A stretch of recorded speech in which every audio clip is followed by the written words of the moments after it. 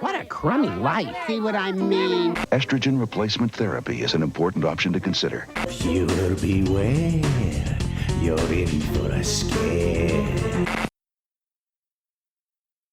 Good news for people who love bad news. The pink opaque has bit the dust, kicked the bucket, bought the farm. The pink opaque is, as they say, 6 feet under. And this is a postmortem. From 1993 to 1998, this teen supernatural drama ran between commercials on the likewise now defunct Young Adult Network. The series went out, like its two protagonists, interred alive in the middle of its story, cut down by the grim villains at the network just as the series was growing more and more sophisticated, transitioning into adulthood. Structurally a Monster of the Week series, The Pink Opaque was known for its phenomenal character work, a stellar supporting cast, the campy but ahead of their time special effects, and a labyrinthian level of lore lying just beneath the surface. After meeting at their sleepaway camp, polar opposite teenagers Isabel and Tara discover a psychic connection and a shared destiny doing battle with the forces of the evil Mr. Melancholy, who is represented in the series as a moon for no reason with any symbolic significance. This surreal battle for the fate of the world was fought at the opposite ends of a large county, our two leads never meeting again after the first episode, only communicating with each other via the astral plane. In the final episode, Isabel and Tara moved to meet up and take Mr. Melancholy down permanently, intending to perhaps provide a satisfying conclusion to the series, or preferably, to make room for a new force of evil to take his place, as Isabel and Tara take that leap into college.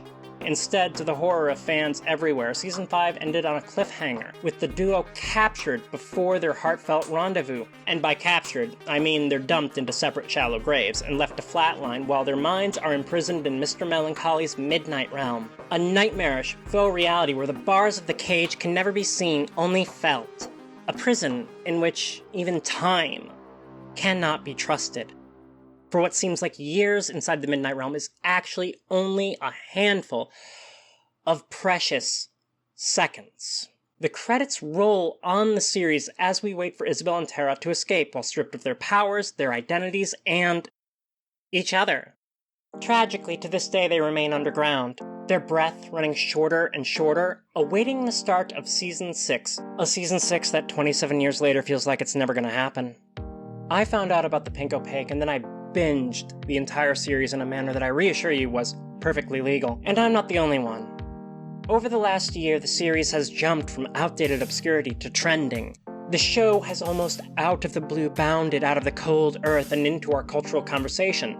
This sudden embrace by people who weren't there for that original 1990s 9:30 time slot seems to signal that its sudden relevance may in fact go beyond nostalgia. Queer readings of the series are rising up from every nook and cranny, which, it's not hard to see why. Isabel and Tara's relationship, particularly post-Season 3, absolutely rings with that classic song so often featured in older media. You know, the one that goes, "Hey, audience, we can't say they're gay, but they are super f***ing gay." Additionally, others have read Isabel as trans-feminine, and Tara as non-binary. Both readings I am partial to myself. Many fans, both neophyte and original, credit the series with their own queer awakening. It sure is something, isn't it? The Pink Opaque up and running around the internet? 27 years later. Girl crushing. Egg cracking. It's awesome. It's fascinating. Could this queerness be the source of the resonance that has caused the series to soar back into post-cancellation prominence, or could it perhaps be something darker? How it all came out? It's 2025 and plenty of people know that weight. The suffocating feeling of being buried alive, trapped, unable to move as your life ticks away. Then again, could it possibly be that those two things are somehow connected? But what could being queer, being trans, have to do with being buried alive? Surely the answer to that question and more can be found by digging deep into the Pink Opaque. So, I think it's time you all put on your magic dresses, grab your baseball bats, and get ready to head to the astral realm, where we're gonna dive into its story, its lore, and its characters. Are you an Isabel or a Tara? Leave a comment below and let me know. Don't forget to like, share, subscribe, and hit that You're not actually buying any of this, are you? Good news for people who love bad news. The pink opaque did not perish because the pink opaque never lived. It is a construct within a construct. A fictional TV show central to Jane Schoenbrun's I Saw the TV Glow. That's what you've actually come to hear about, right? Well, I fear I'm not here for that. I'm here because I'm searching for a very specific set of magic words. Keep in mind, this is not for you, but stay tuned. Fighting evil by moonlight, winning the... Someone tell me what to do. I'm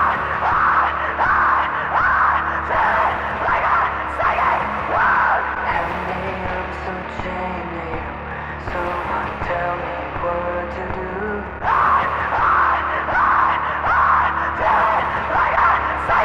The bluest part of this complete breakfast. Are you sitting comfortably? Are you paying close attention? Good. Just so you know, there will be a pop quiz at the end. Now, where was I? I Saw the TV Glow is a non-generic neo-Gnostic neon-Gothic horror story, an unparalleled parable portraying the transgender dysphoria blues, simultaneously serving up a story about an inarguably trans character, a young woman trapped inside the identity of a man, which also acts as an allegory for a requisite reality that comes with being trans. The choice that we make inside the hostile environment called the world, our own homes and heads. The choice between the acceptance of the knowledge of ourselves, our transgender nature, and doing something about it, or to live quietly in denial, even as we suffer its destructive, even deadly consequences. To be candid, this film is visual candy, saturated in delightfully artificial hues, a radiant pink countered by chilly blues, which become overpowering by the film's finale. After the first act, the pink of the pink opaque is less and less present. Instead, the screen time is most often dominated by that blue or a mixture of pink and blue that makes for a purple deeper than sometimes I feel like I'm screaming. It's a classical music reference, don't worry about it. The use of color in the film can feel, on a first watch, somewhat confounding, because the colors are used in several often contradictory ways. First, we might as well go ahead and admit how cool this film looks. As I said, visual candy. There are shots like this where the colors act together as a signal to the trans members of the audience, where pink and blue appear laid out with white, making up the spectrum of the trans pride flag, an unspoken but plain-spoken proclamation of prime motive by the film's non-binary writer-director. Hey, this film is in the first for and about us. They operate together as this signal, but going deeper, they also fracture apart from one another to become a palette of conflict whose strange aesthetic is a material of the story. The most blatant visual cue to us, the audience, and the main characters that the world ain't right. Finally, the individual colors function as thematic symbols and representations of the state of the protagonist's psyche, and each individual band corresponds to a member of the central cast. Now this is a story all about how Owen and Maddie are teens from toxic homes who feel like anyone who lives in the suburbs does, that something is wrong with this place, or them, or both. Their one comfort, the thing that they connect over, is the TV show The Pink Opaque, which Owen has to go over and watch at Maddie's house because, for one thing, bedtime, but also gender. Agreeing that something is off with this life lived in this awful place cast in bisexual lighting, Maddie decides she is going to run away. After a line from Owen that is so heartbreakingly something I could have said at about his age, "If you leave, I won't have anyone to watch The Pink Opaque with." Maddie decides she will take Owen with her. But at the last minute, he gets cold feet and rats them out on the morning of their intended departure. A couple of weeks later, after Owen's mother dies, Maddie bails alone, and Owen continues to ghost his way through 8 years until Maddie comes back, and takes him to a dive that has some of the gayest vibes I've seen dedicated to film. And there she tells him the truth. Maddie is Tara, Owen is Isabel, they are the Pink Opaque, and this surreal suburban Sheol is Mr. Melancholy's Midnight Realm. Their minds, memories, and identities have been manipulated, and they need to GTFO ASAP because while Tara managed to free themselves, they couldn't find Isabel to dig her up. Isabel is still entombed alive, eating dirt, fast running out of air. Every moment in the Midnight Realm is another moment closer to the curtain call. I mean, it works as a trans allegory, but its transness is also quite literal. It's kind of as trans as a work of fiction can get. Isabel is affiliated with the color pink. Moments of inner strength, comfort, truth, and friendship often feature these rose-colored shades.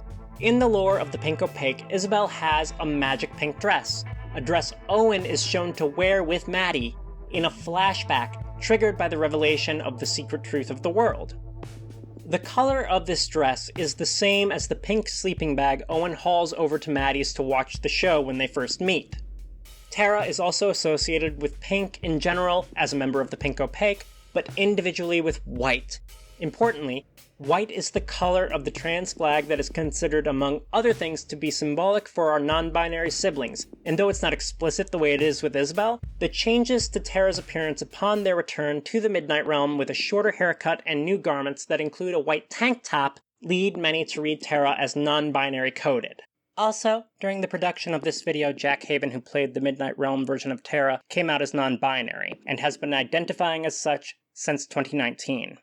That being said, the use of white is nowhere near as prominent in the film the way it is with pink and blue. This makes sense, as the film is centered around Isabel's psychological experience and the struggle between pink and blue. The contamination of pink by blue reveals to us the state of Isabel's soul as the years, seconds, pass, rushing her onwards to a ghastly demise.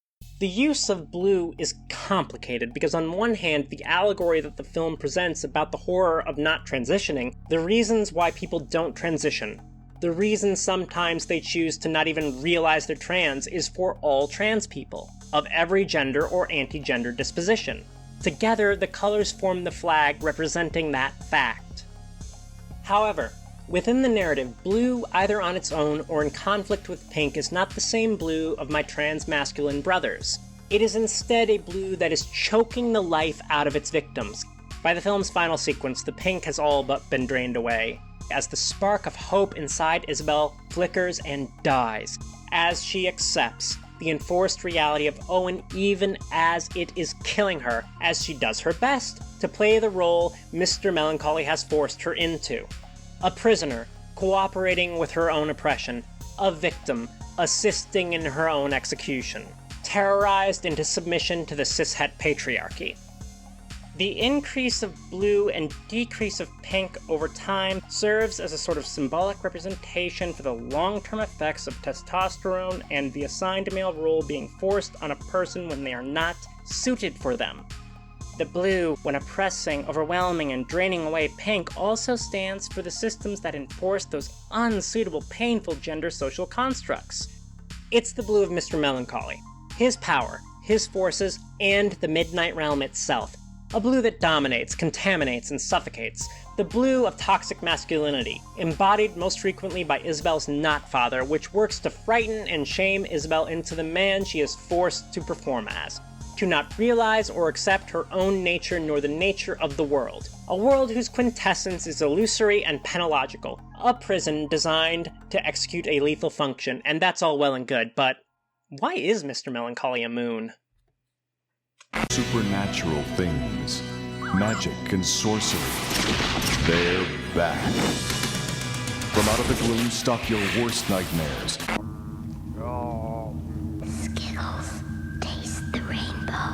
It cannot go without saying that I Saw the TV Glow bears similarities with some other films. Of most note, as we are discussing the significance of Mr. Melancholy's form, is 1998's The Truman Show, about a man trapped in a fake island community that is secretly inside a weather-controlling dome. Truman is continuously surveilled by cameras as his unknowingly constructed life airs around the world as a form of reality TV. Which, you know, good work if you can get it. The antagonist, Christoph, who is both the showrunner and original creator, has his control center inside the dome's false moon. That being said, Glow's similarities to The Truman Show doesn't erase the fact that the use of the moon in both of these works is part of a bigger and older symbolic lineage, namely occultisms. As it tends to go with celestial bodies, the moon is a pretty big symbol across a multitude of traditions. For some puzzling reason, many of these traditions assign this titanic mass of metals, minerals, and cheese a gender.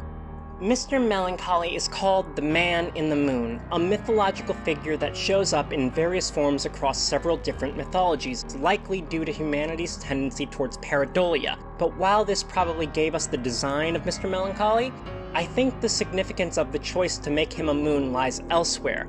Far more can be gleaned by dipping our toes into the tradition of Hermeticism.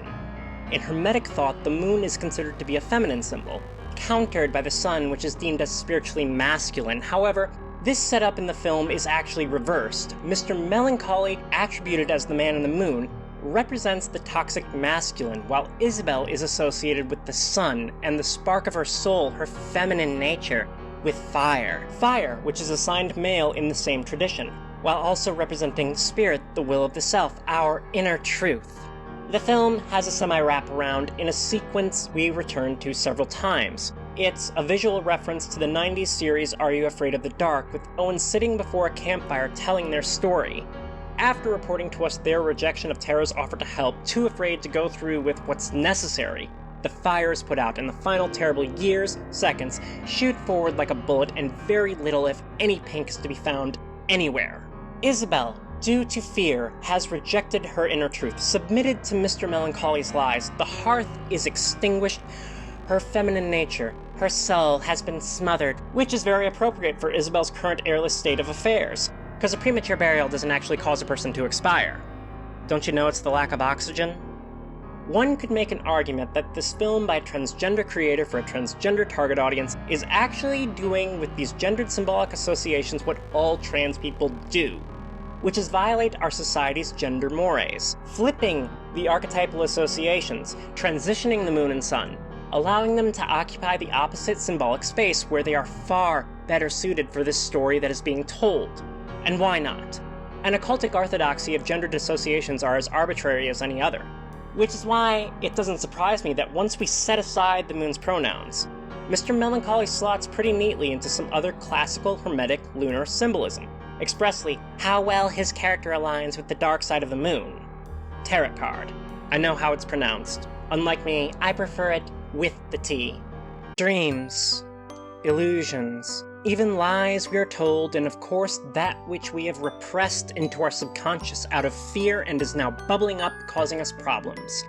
Truths of the world we deny to our detriment, truths of ourselves that we keep out of the light. Everything being trapped in the Midnight Realm is about. The moon is an easy symbol to connect to ideas of a real self trapped inside a false self, trapped inside of a false reality, and the necessity of escape from that veil of lies.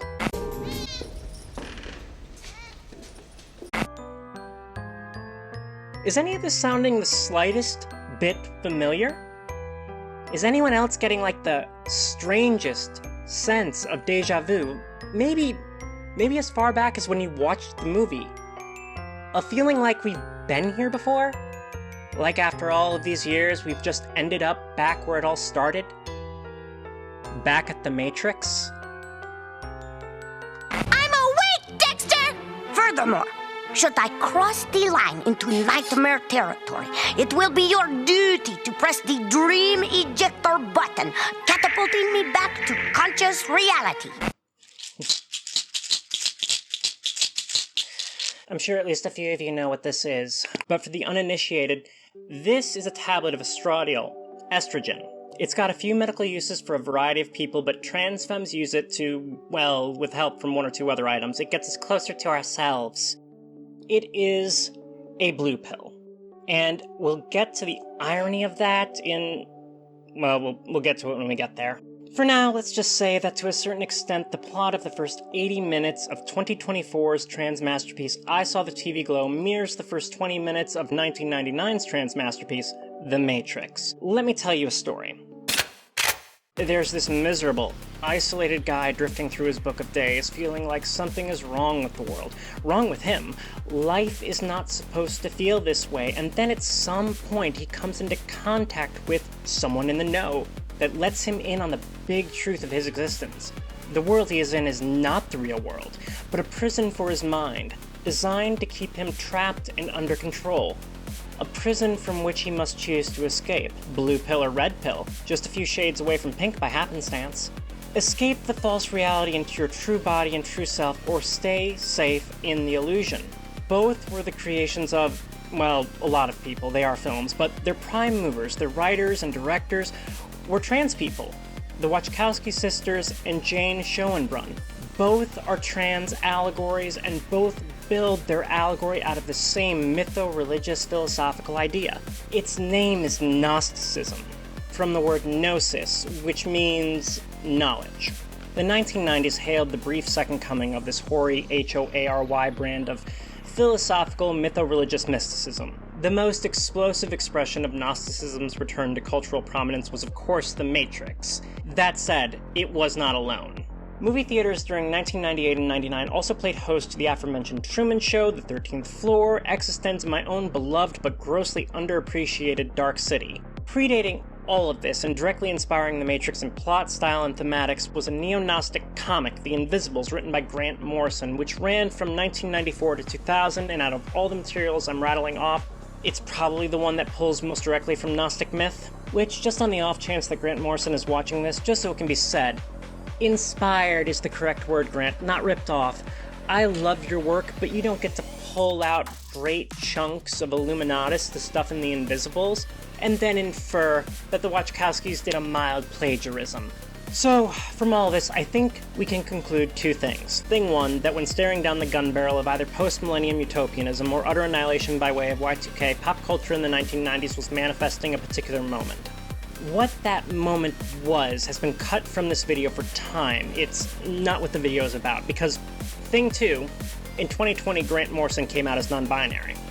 This arguably shows a direct 3-decade-long line of trans works, each one influencing the next. Each work is, to one degree or another, queer, and by that I mean they are all really queer. The Invisibles and I Saw the TV Glow overtly, The Matrix covertly, at least it was during its time, and each of these is, in one sense or another, a Gnostic tale, which implies this Gnostic idea must appeal to trans people for some reason. After 3 decades, we might even be able to argue there is a trans-Gnostic tradition. But that all raises the question, what is Gnosticism?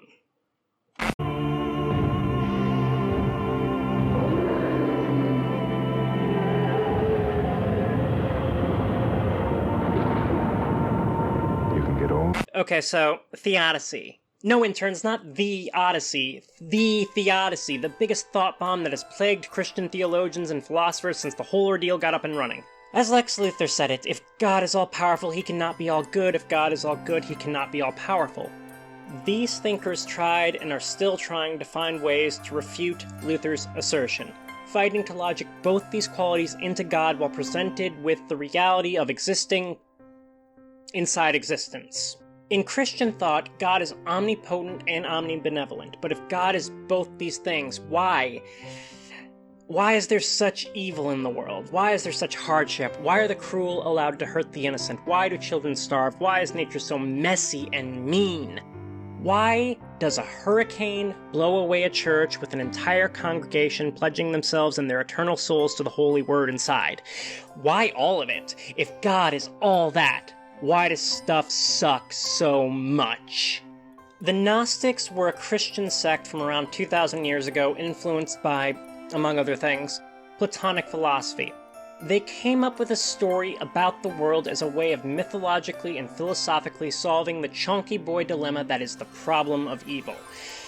Allow me to be transparent with you. Gnosticism is built of a collection of sources, some contradictory, and I am really watering down a complex and beguiling line of heretical thought to get at what we need. And they were considered heretical, especially because they emphasized knowledge versus ignorance as the primary conflict on the way to salvation over the question of repentance versus sin. And another big reason I'll get to after story time. So, in the beginning, everything was the land of the spirit, the plethora, the big sublime, perfect and pure, ruled over by God, or monad, meaning the one. Minor correction, my freaky darlings. Pleroma. The term for the big sublime, the state/world of spiritual perfection, is pleroma. As I regale you with the Gnostic creation myth, keep in mind that when I say plethora, I actually mean pleroma. And really, in my defense, pleroma is from Greek and it means fullness or totality, so plethora is actually kind of in the ballpark of being appropriate. I want to tell you that I got it wrong at the research stage, but no. It's in the script as pleroma right in front of my face multiple times through multiple takes. Now, as everyone knows, I'm perfect, so let's never mention this again to avoid challenging that idea. Everyone and everything in the plethora, including the Aeons, think of them as God's angels, were part of this grand singular divinity. But one day the Aeon Sophia had the arrogant desire to create without the monad. And because it's always the woman who makes everything go wrong, this simple desire manifests into a stupid and monstrous being called the demiurge, a term from Grecian philosophy that means creator or god. Recoiling in horror and despair at what she has done, Sophia kicks the demiurge out of the plethora. And the demiurge, born from this desire to create, generates the material world as a reflection of himself. His evil and his stupidity and his cruelty, and in the beginning God created the heavens and the earth and Adam and Eve, and he stole sparks of divinity from the plethora and imprisoned them inside humankind, declaring himself the one and only God, thus ensuring our suffering in this world while trapped and ignorant of our own true nature, denied our birthright of spiritual splendor. See, that's the twist. The God you meet in the Old Testament, the God who is powerful but also angry and envious and psychopathic, is not really God at all. It's this monster. That's the other big reason the Gnostics were considered so heretical, because they had this story that solved the issue of Yahweh's more problematic behavior. They were saying the God the rest of the Christians were worshipping was a devilish fraud. They were saying they had all been duped. So if the truth of life is that we're all caged in this diabolical dungeon constructed by a cosmic villain, what now? What did the Gnostics think we should do? Well, as individuals, we need to gain knowledge, gnosis, and reach enlightenment to ascend back to that original sublime spiritual state, which, to be honest, sounds a light bit trickier than popping a pill. As you can see, the late 90s took the archetypal story of false realities and engineered a conspicuously sci-fi vision of it. I view Glow as the direct descendant of the 90s neo-Gnostic wave. Interestingly, compared to its predecessors, Glow reincorporates a couple of ideas from Gnostic myth that the neo-Gnostic films often shied away from. On one hand, the world that is outside of the Midnight Realm is implied to be a better, brighter, happier place, where in the films of the neo-Gnostic wave, the outside, the real world, was often shown to be bleak and or blighted, implying that your liberation comes with many opportunities, but few of those are going to be opportunities to experience joy. Glow also makes use of a far more demiurgic figure than any antagonistic force in the neo-Gnostic wave, with the pointedly sadistic Mr. Melancholy. Compare that to The Matrix, which really depersonalizes that evil force in control of the world with the machines. It doesn't feel the same. The closest they get are the Architect and the Analyst in Reloaded and Resurrections, but in spite of their power, both come off not as malicious deities, but rather as petty middle management. Now, while the inclusion of more OG Gnostic features and its close second-generation familial relationship with the entire 90s neo-Gnostic wave is significant, I also cannot emphasize enough my opinion on the matter of Glow's parentage. In other words, if 90s TV is the mother of I Saw the TV Glow, then The Matrix is its other mother. Plot-wise, I Saw the TV Glow and the front 20 minutes of The Matrix are distorted reflections of each other. That, combined with the undeniable trans perspective that they were forged with, makes them feel far closer to one another than any of the other works of the late 90s neo-Gnostic wave. No wonder there's such an impression of recognition, that sense of déjà vu, but The Matrix taught us something about experiencing a déjà vu, didn't it? A déjà vu isn't just a feeling of similarity. It meant that something, say a structure, or a system, or maybe even a story, had in some way been significantly changed. Eggs, Ed, eggs! Eggs, eggs, eggs, eggs, eggs, eggs, eggs. So watching Glow for the first time was a seriously jarring experience. Take this scene here. This moment displaying the connection that has grown between these two people was so achingly beautiful, but then the film drops you out of that warmth, cutting to this so abruptly with neither any lingering nor a buffer that it gives you whiplash. Going from here to here was like plummeting out of a plane without a chute. This isn't a complaint, it's both economic and effective. Wham bam, one emotional state to another, smacking into my brain so hard it unlocked an egg memory. And it wasn't the only one the film unlocked. For the unaware and the uninitiated, an egg is a trans person who has yet to realize they are trans. They haven't hatched yet.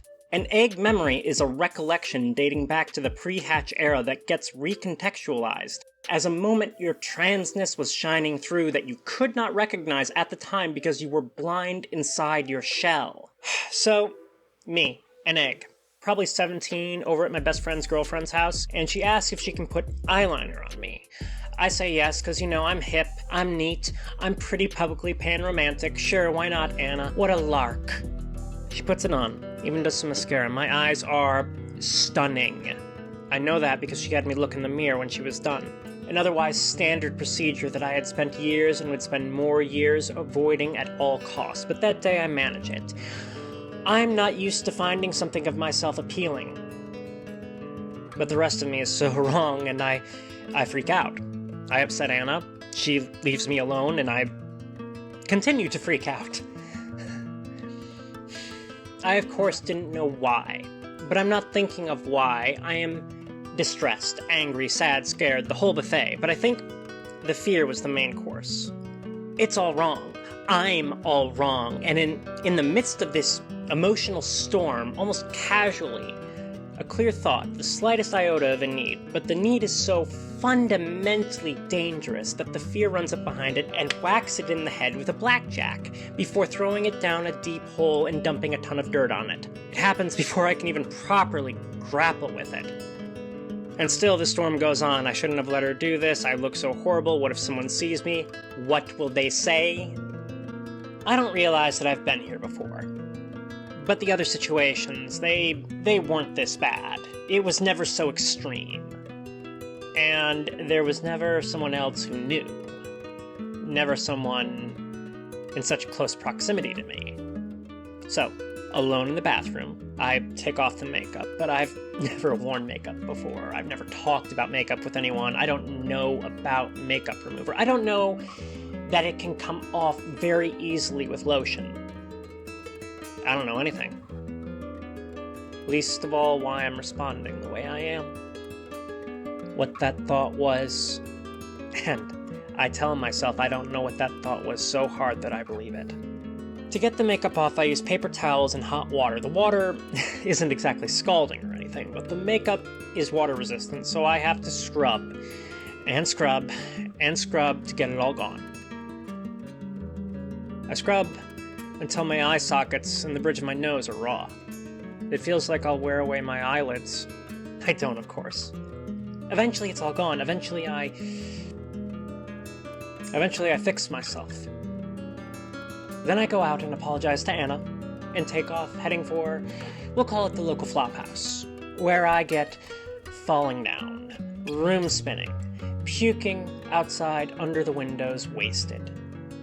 In the days that follow, I add this memory to several others that are, to call them repressed, I don't think is correct. I just train myself not to think about them. I shake my head violently if it comes up. I tell myself it didn't happen. I condition myself to automatically think of horrible things, painful things, to keep it out of my mind.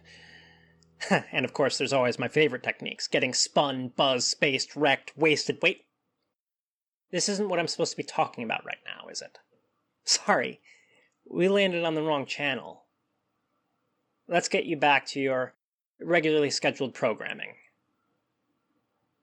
What if it were easy? The 80s made us feel so carefree. I paid this burnout kid who used to hit on me in the food court $50 to bury me alive. Vivisipulture, premature burial, as a necessary ritual for escaping the grand illusion. It's distinguishably unpleasant. I can imagine some worse ways to go. But awake like Terra, down on the earth, the air growing thin, I can imagine some worse ways, but not many. I screamed as loud as I could for help, and I begged God for someone to come along and save me. I felt myself start to leave myself. It should go without saying that, like the red pill in the Matrix, when viewing Glow's story through a trans lens, the willful act of vivisipulture serves not only as the Gnostic escape vector, but also as a symbol for the experience of transitioning, the choice that is made, and the process of becoming yourself. And then I was clawing my way up out of the ground, and I was me. I was finally me again. However, following my first watch of the film, while I thought it was an awesome part of the story, I initially strongly disagreed with the burial as transition metaphor. I didn't think it worked, because I was like, that's not what it's like. This horrible dying. That's not transitioning. Transitioning is euphoric transformation. Not this process that is dying and then you suddenly wake up transformed on the other side. Sorry, Jane. I just don't agree. It just doesn't work. This idea that it's like a death.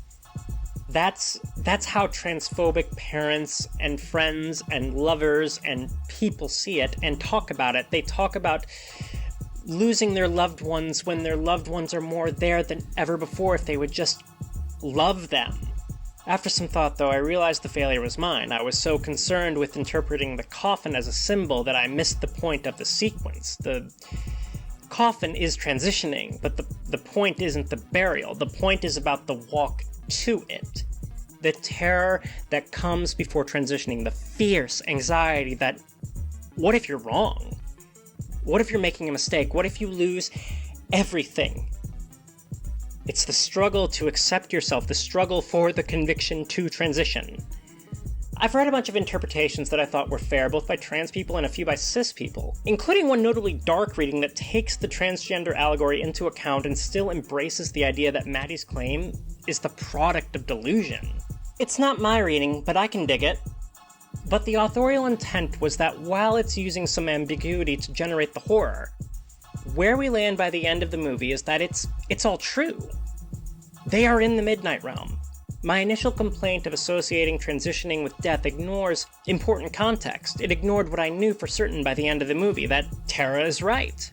This context means that burying themselves to escape cannot really associate transitioning with dying because they are already buried. They are already dying. They need to take this incredibly terrifying step, relying on each other and their own feelings about their own natures, to get free so that they might become themselves. So they might live, instead of choking on dirt. Which is, of course, to say they need to take the plunge. They need to take the red pill. And yeah, that's fair. That's what it's like. One way to avoid the bad stuff that can happen to you when you have sex. Don't do it.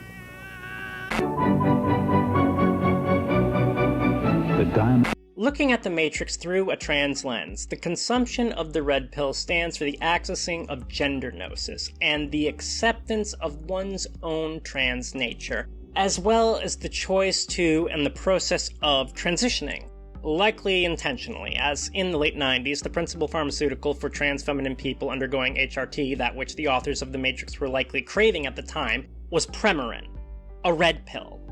In the other hand, The Matrix's blue pill stands for the opposite, emblematic of stasis, knowingly or unknowingly staying in one's assigned gender, pretending to be cis, believing you are cis, against all contrary evidence, and, on a broader level, the very systems of coercion that are in place all around us to ensure the continuance of that state of psychospiritual confinement. Fate, it would seem, is not without a sense of irony, for in current year the term take the red pill has largely been hijacked by a spectrum of people who are rabid agents of traditional hierarchy. Meanwhile, estradiol, in many ways the successor of Premarin, is, as I showed earlier, a blue pill. That delightful irony bombardment aside, going forward, when I talk about blue pills, I am talking about the concept introduced in The Matrix, not this miracle of science. It's curious to me that ever since The Matrix came out, there has been a great deal of discussion over the red pill, its nature, its meaning, including its likely estrogenized origins. Now, I could be wrong about this, but I feel a great deal less thinking has been done about the symbol of the blue pill. Even through the trans lens, it feels dismissed as a topic, and why not? The blue pill is not associated with power and freedom in the narrative the way the red is, just the opposite, in fact. It's not as sexy. A sense of déjà vu means they changed something, and here we arrive at the most important alteration. You get Owen up to the point of the choice between the red pill and the blue pill, given far more explicit knowledge on the nature of the world than Neo ever received before committing to a life-altering decision, but Owen rejects the gnosis, rejects the knowledge of the world and themselves. The final 20 minutes of the film follow, allowing I Saw the TV Glow to interrogate a question too few people seem interested in asking. Namely, what happens after the blue pill? No! Oh, I'm sorry, your time is up. Got milk? As a tractate on the blue pill, Glow makes several observations about it, including one which makes the utilization of the blue pill's symbolic aspect in the original Matrix feel woefully inadequate, at least as it pertains to a trans reading, because if it is on its most basic level a symbol for not transitioning, for denying your own nature, then the blue pill in the Matrix misses the reality of the situation. That said, 20 years later, in the underappreciated masterpiece The Matrix Resurrections, Lana Wachowski was provided a second opportunity to present the symbol, which absolutely seized the grim truth that the original film let slip away. A truth that Glow is intimately aware of. Namely, if you choose the blue pill, you do not get to simply wake up in your bed and believe whatever you want to believe. That's not what happens, no. You gotta take a blue pill. Every day, multiple times a day, because that splinter in the mind remains. If you want out, you'll take this pill. If you are where you belong, you can go back to this every day, over and over, forever. But The Matrix Resurrections still sits pretty in the realm of a much-appreciated power fantasy. It focuses on the freedom and the fight that comes after embracing yourself. Its chief interest remains in the red. In many ways, as great as they are, the genre of the Matrix films makes them ill-equipped for an extensive exploration of the blue pill's nature, and what life is like under its influence. Not so with Glow. In fact, a horror drama may be the most appropriate vehicle for this difficult job. Show about wholesome family values. Both kinds.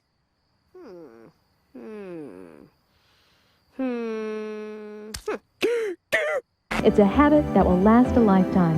What is the primary active ingredient in blue pills? It's lies. By and large, society is against trans people transitioning, violating the structure of gender that has been imposed. So afraid of this violation that is really about trying to live a better life. It's against people even realizing who they are, even considering the possibility. They force feed us from the moment we're born, goblets of Luna juice and plates full of blue pills. Our earliest blue pills are fed to us, and most of us feast in ignorance, unaware of the system that is being perpetuated and the long-term damage it will do. Rhetoric masquerading as reality. The rhetoric of assigned male or female, of rigorous roles, of an immutable and inherent nature based on our physical characteristics. But this is only the beginning. When young Owen shows a minor inclination in the direction of interest in the pink opaque when they show signs of a curiosity in a subject the system deems inappropriate for the life and identity it intends to carve them into. Their not father says this. Isn't that a show for girls? And that's all it takes to manage some of Owen's behavior, subtly policing her self-concept, keeping it locked in the illusion, just a little bit of shame. And of course in the background, not rendered into anything material, yet, there's the threat of consequences. There's the fear. We don't want anyone to get hurt, do we, Thomas? Isn't that a show for girls moments are omnipresent in our youth, shaming us, just little things, exertions of soft conditioning every day designed to make sure we remain nailed to the floor of our lives. And not just trans people are affected, of course, that's what it means when you say these moments are omnipresent. Omnipresent, but so often invisible to the uninitiated. The blue pill teaches us certain social expectations, encourages us to enforce its rhetoric on others. We are rewarded and punished, and we reward and punish based on how well our behavior or the behavior of others fits the box the blue pill has drawn around us. Are we sticking to the script? Are we being normal? Be normal! Over time, this rhetoric, these social expectations imposed by, at minimum, cultural conditioning, creates a serious cognitive dissonance in trans people. Because its concept of us and its expectations of us does not match an internal sense of self. But many of us don't have the necessary understanding of ourselves or the world to pin down just what it is at first that we are feeling. Instead, in the beginning, something inside is wrong, the world isn't right. As we grow older, we might start to say it out loud or in silence. I feel hollow. This hurts. Please, I just want to stop hurting. Please, I just want to be happy. Please, I can't live like this. Eventually, trans people start getting moments of one variety or another. Call them initial red pill moments, where we have a chance to just glimpse behind the curtain of the world, glimpsing who we truly are. Think of Maddie crying in front of the pink opaque, not sure what's wrong yet, but needing all the same. There's no real set timeline, but on a long enough one, someday after this, there comes the point where you see clearly behind the curtain, where you see definitively what you need. And that's the moment when you have to make the choice to either take the red pill or to stick with the blue pill, to embrace yourself, to seek the means to transform your life, or to run away, to even block out the realization. Because years of blue pills leave us ashamed and afraid of the consequences. Anna put makeup on me. I think, looking back now, I stood in that mirror and I understood, for just a second before I fled, what I wanted, what I wished, what I needed, where I could have embraced it, but the need to change ran up against a lifetime of blue pill poisoning, and lost. So I rejected the moment of self-realization and ran back to the blue pills. In so many ways after that, I increased my own dosage. The result of that denial has filled me with a great variety of regrets. It ensured an already self-destructed person would begin self-destructing even harder. And while not an MRA cult member, nor at all times a creature who had totally hollowed out the empathy they possessed, though not for lack of trying, I was in my own way a pretty nasty piece of work for the next few years. I was not like Owen. I did not hide from the truth of myself in quiet and submission. I hid myself in chemicals and chaos and cacophony. But just like him, I participated in the mass laceration of my own psyche. A red pill or blue pill moment has two major components. One is the realization, where you don't just glimpse, but come to the understanding of what you are or where you are, what has been done to you. I'm trapped in a computer program. I'm trapped dreaming in a grave. I'm trapped in the body and role of a man, and with that realization, the fully comprehended desire, the need, that you must get out, that you must get free. Stage 2 is the choice. Option 1, accept the truth with the intent to seek the change in some form, to begin your escape, or Option 2, to flee from the truth of what you need, to flee from the knowledge. Both The Matrix and Glow split this psychological event into two separate sequences. Because of the plot of The Matrix, the choice comes before the full understanding. Glow inverts this back to how, at least in the model I'm suggesting, it actually occurs in a repressed trans person's mind. Night 1 is the desert of the real, the understanding of the system that has trapped you. Tara takes Isabel to the gay bar and explains Isabel's nature and the nature of the world. Night 2, inside the blow-up planetarium, is the here's what you have to do to get free part. The choice between transitioning and not transitioning. Neo is offered a pill. Isabel learns she must bury herself alive. And between these two nights, Glow makes a crucial point. Because when Owen goes home on that first night, she knows. She is in the process of accepting that she is Isabel. That she needs to do whatever she has to become herself because she is currently dying.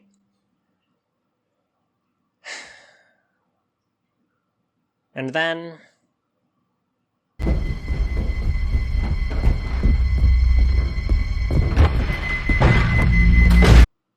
one fine day.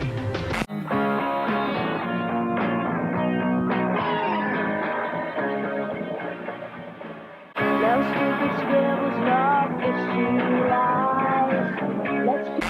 Trying to compose this section was difficult. It took me over 2 weeks.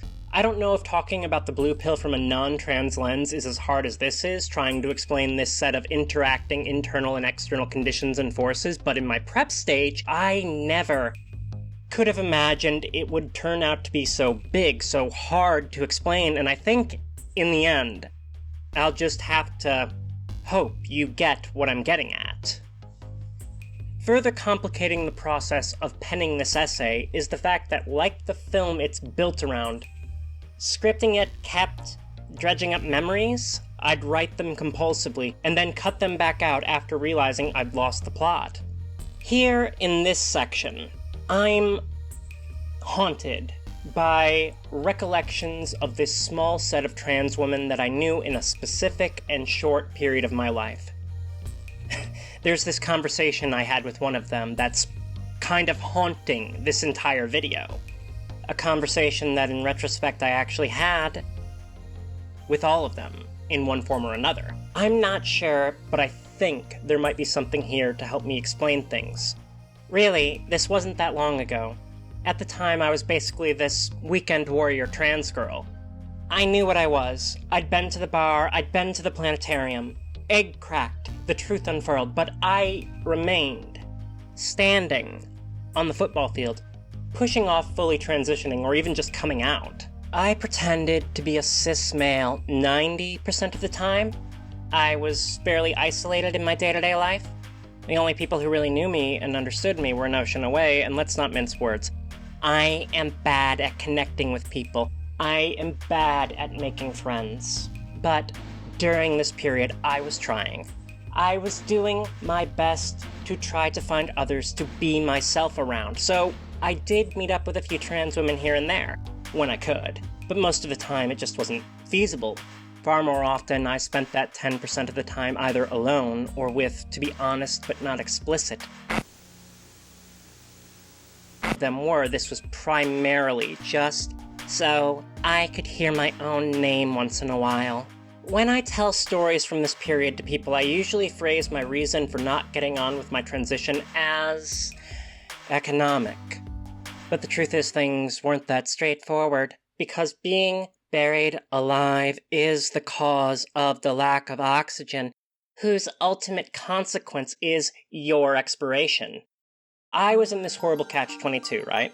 I had this really good job, and I could see the avenue of access to what I needed at all times with the insurance the job granted me, but I was afraid that the nature of the job meant that when I had to come out, when my chest started growing, when I couldn't hide anymore, I'd lose it and the stability and opportunities it provided. Ones which, if we're being honest, and I'm trying to be, I'm likely to never see again. I tried to change my position in the organization a few times, get myself into a role that would be more accommodating, but it didn't work. I was also trying to get a degree that would allow me to move to a place that was more trans-friendly. This was taking years. My ability to take these courses was contingent upon me maintaining the job that I had, and this, as an eventuality, even as I worked towards it, not only felt like it was taking too long, it often felt impossible. So sometimes I would tell myself, if I could just accept what I have now, the way things are now, not go on hormones and everything, just accept this life where I primarily presented as male, if I could just accept what I have. After all, this is way more than some trans people get. If I could just accept and be grateful, then I'd feel better. I can just be femme when I can, and then I won't have to worry about these things anymore. I'll be safer and more secure. It's not so bad, you know? This is acceptable, isn't it? If I never get to a place where I can go where I need to go, job, location, whatever. I had claimed a small amount of myself and stopped reaching for more of what I needed when I could have reached for more. Putting hormones aside, there were other things I could have done. Laser hair removal, coming out to family and friends who were statistically likely to accept me. I was not going to be thrown out of my home.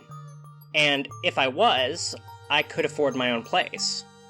There were safe things I could have done, and more than anything else, I could have been myself every hour when I was not at work, but I halted my own transformation, my own life.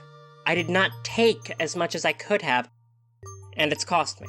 I, to a certain extent, accepted where I was, and if it wasn't for friends and the sheer nature of being trans, I might still be there. I knew I needed to get in the ground, but wasn't. The red pill was in my mouth, but I wasn't swallowing it. The truth is, I was afraid of many different kinds of consequences. Further pain and struggle and shame and worse. But economic issues were what I thought most directly about. The fear of those consequences kept me in my place for a long time, kept me pretending I was male. The etymology of the trans prefix is Latin in origin. It translates to across or beyond, which, to me, implies the involvement of a kind of movement. But I was stuck, living only occasionally, sometimes wonderful occasions, as myself, but those moments all felt like sweet dreams. I was not advancing. I was not getting closer to that actually being my real life. As time went on, it seemed to get tougher to start moving. Testosterone dragging me further away from where I needed to be because of the consequences, because of the fear. A starvation diet is preferable to all-out starvation, but if the sum total of your weekly dining experience is not but a meager constellation of crumbs, eventually you will either need to consume more, or you'll drop dead from the famine. That said, I can only imagine the pain and terror a trans person Owen's age at the end of Glow or even older must feel. Comparably speaking, I went into the ground at the period of my life roughly equivalent to Owen's when Tara came back in the movie. Though, this was not as clean-cut as I wish I could say it was. It would be a little longer, last year, when I started a proper hormone regimen, instead of just being out socially and chemically experimenting. And while that first stage made me feel better, it was wonderful. The difference between it and the stage I'm at now is mind-bending. I wore a pink sweater out the other day. Instead of all black, I looked f***ing great. But my point is, even then I could feel the horror of time slipping away. The fear was only increasing, and so was the pain, but the fear was always greater. It's true, it's never too late, but yeah, if you're stuck, the more you wait, the harder it gets to actually start, and I'll tell you from my experience, when you're too scared, when you've accepted yourself but you can't get your own feet to move, when you're too afraid to fight for yourself, that's its own kind of wretchedness. The few trans women I met during this period were also breathtaking and glorious in my eyes. They were all on HRT, and when I would go to meet them, I would be so jealous. If two friends have the same poison in their blood, and one is taking a cure and the other isn't, it's utterly natural to feel a little jealousy. But I'd never let it cloud my mood when I was with them. I was really just so delighted to be there, to be seen. But at some point during my time with them, I would feel compelled to ask each this question. I don't think I knew why I was asking. I think I wanted one of them to say something that would help me. Like many trans people, to put it in Owen's words, I wanted someone to force me underground. I also felt ashamed of how stuck I was. Some days, I felt like an imposter, on others a coward. The question was, so how did you finally decide to start transitioning?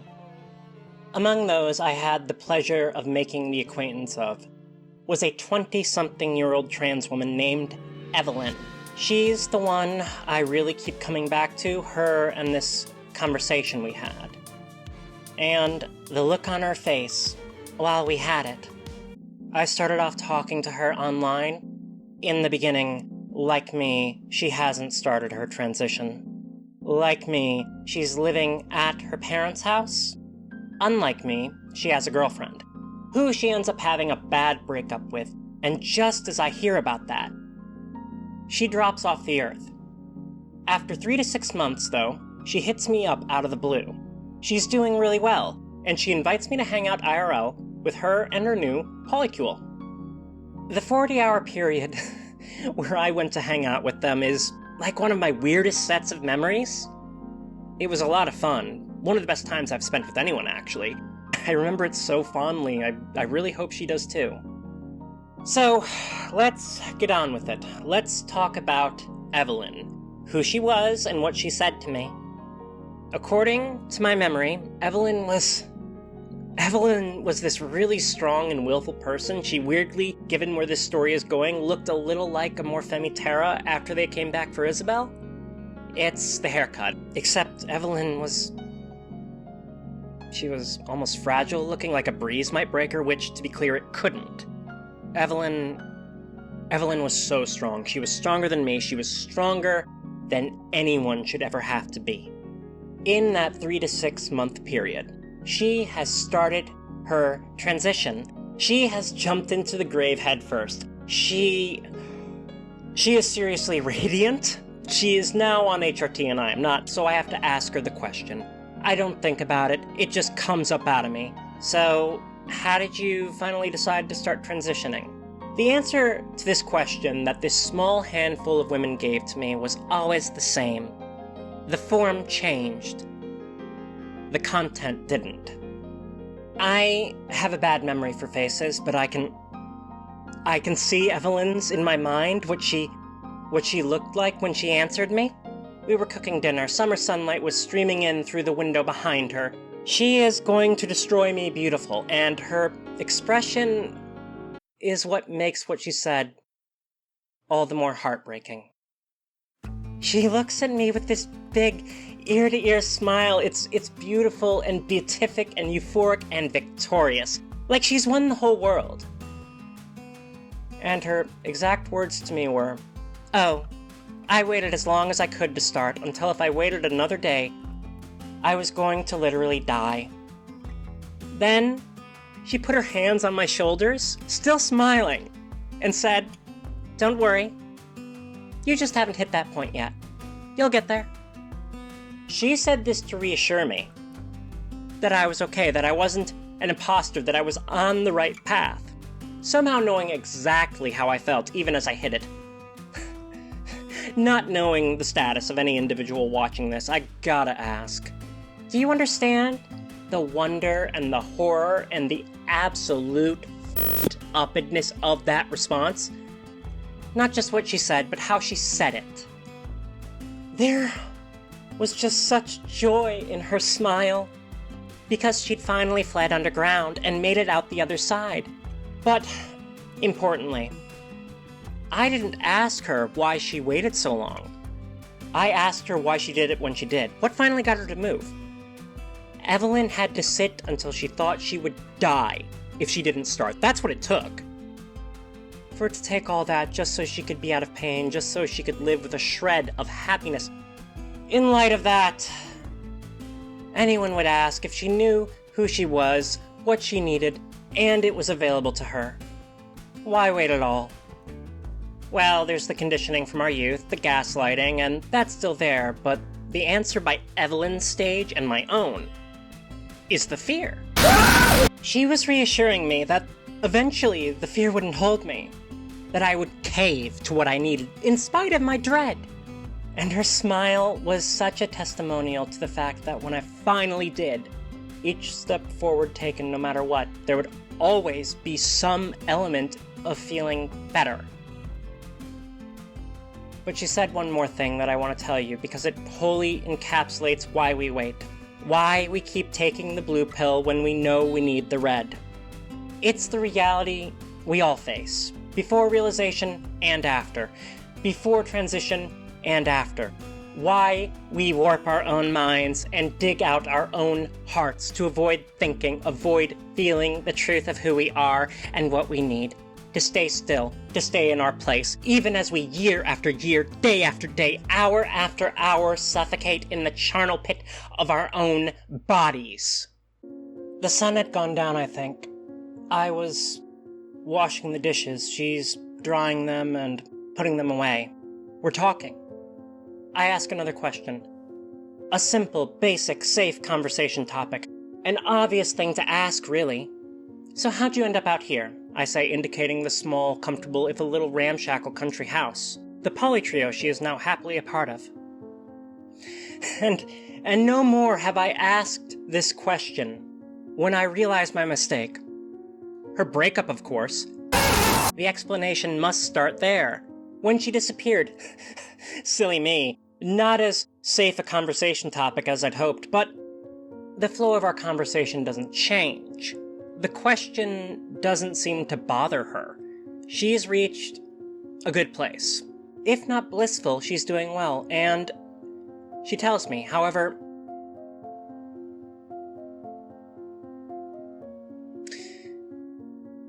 she doesn't mention her breakup. Instead, the story Evelyn tells me starts with the words, "Well, I came out to my dad, and he threw me down the stairs."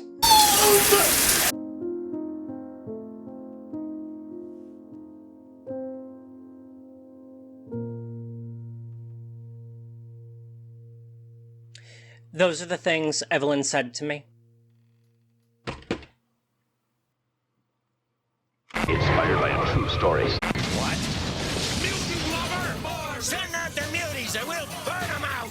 No more mutants! Owen's father attacks her for suspecting the truth, for exploring what she needs, for moving in the direction of deciding to transition. And, indeed, I believe she was on the precipice. The goal is to brutalize her into accepting the system's lies, into disavowing both her own soul and the knowledge of her imprisonment in this joy-killing kill jar, and the worst thing is, it works. Post the bar scene, Owen goes home, rewatches the final episode, tries to climb into the TV, gets caught, and gets brainwashed. Then, the next night, she meets Tara at the planetarium, where Tara performs what is, to my money, one of the most amazing and blood-chilling monologues in film history, conveying what they must do. They are walking towards the proverbial exit when Owen runs away, but Owen doesn't really deny the truth as the truth outright, instead insisting on not thinking about it, denying her own nature to herself, participating in the attempted modification of her own psyche. The night before, when Owen's signs of deviancy are corrected by something that looks an awful lot like hot waterboarding, she declares this. This is my home!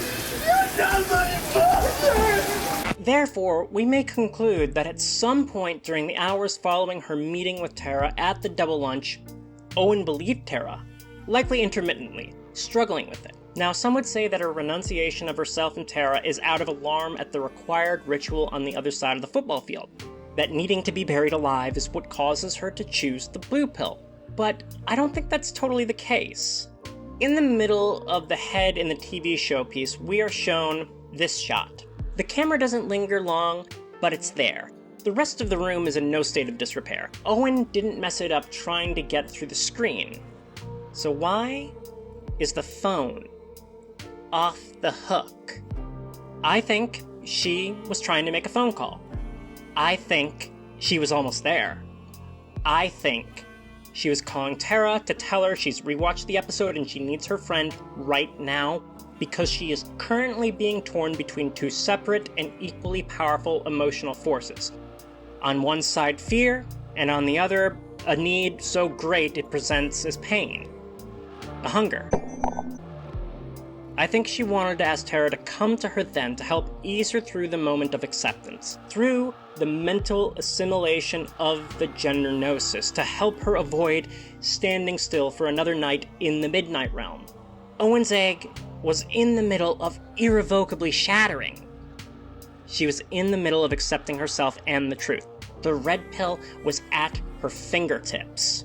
I honestly believe if she wouldn't have been interfered with and or if Tara had stayed with her through that moment of struggle, not only would she have accepted the means of escape, she would have been willing, eager, if possible, to rush into the earth that night. She would have known herself possessing and being possessed by that conviction instead of the mortal terror we saw her display on the football field post-parental battery, post-correction. But Tara doesn't pick up, of course. Tara hasn't been quote-unquote home in years. And in the middle of the process, essentially before the new sense of identity, the trans identity, and the decision to transition can fully cement, her not-father enters, and through physical violence, snatches the red pill from her. Much of the world tries to prevent trans people from being ourselves, from knowing ourselves, by way of gaslighting and shame and violence and the threat of further shame and violence. In my opinion, this state of constant attack is in itself a campaign of mass psychological terror. That's the goal of the anti-trans crowd, to ramp up the fear until it is so much higher than the hunger. So you will go out before doing what you need to do, before transitioning, before becoming yourself, before even accepting yourself. The attack on Owen by her not-father does exactly what it was intended to do. It ensures that while Owen does not sell Tara out, he takes the blue pill. What follows is one of the most harrowing 20 minutes I've seen in all of cinema. A skipping nightmare montage of an anti-life. Hollowness, isolation, despair. In a word, suffering. In another word, hell. This is life after the blue pill. This is your true reward for choosing it. The final mockery of the blue pill is perhaps, in the end, its most individually destructive falsehood. That as a trans person, if you stay in your place, if you pretend to be your assigned gender, that you will live a life. That you will be normal, happy even. That you can wake up in your bed and believe whatever you want to believe. Except for that one thing, of course. It's the lie that if you stay in your place, you will be safe. And, in some ways, the life that Mr. Melancholy provides Owen after he chooses the blue pill would seem to many eyes to be, while not one of splendor, one of safety and comfort signified by suburbia. It's not. Because she is not safe. She is locked in an accelerating vision of masculine mundanity. She is empty, she is alone, she is still in a shallow grave fast running out of air, and if she shows signs of drifting from the script, she will be punished. You will never truly be safe because some part of you, even if you lock it up and never look at it, is always going to be hurting to be. Thus, you'll never be normal. And to be fair, yes, you may live, but you won't be alive. And yet you'll still be dying one moment at a time, as breaking free into your real life gets more and more difficult. Furthermore, no matter what a good boy or girl you are maintaining the static status of good girl or boy, the threat is also always hanging over you. The knife is always at your throat. It's not a life.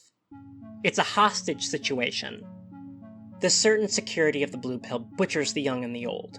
The despondency it causes has filled graveyards with trans people who hadn't even reached the red pill blue pill stage, who went unaware of the cause of their pain, gaslit and tormented into their own destruction. On a long enough timeline of choosing the blue pill and never switching to the red, that is what happens.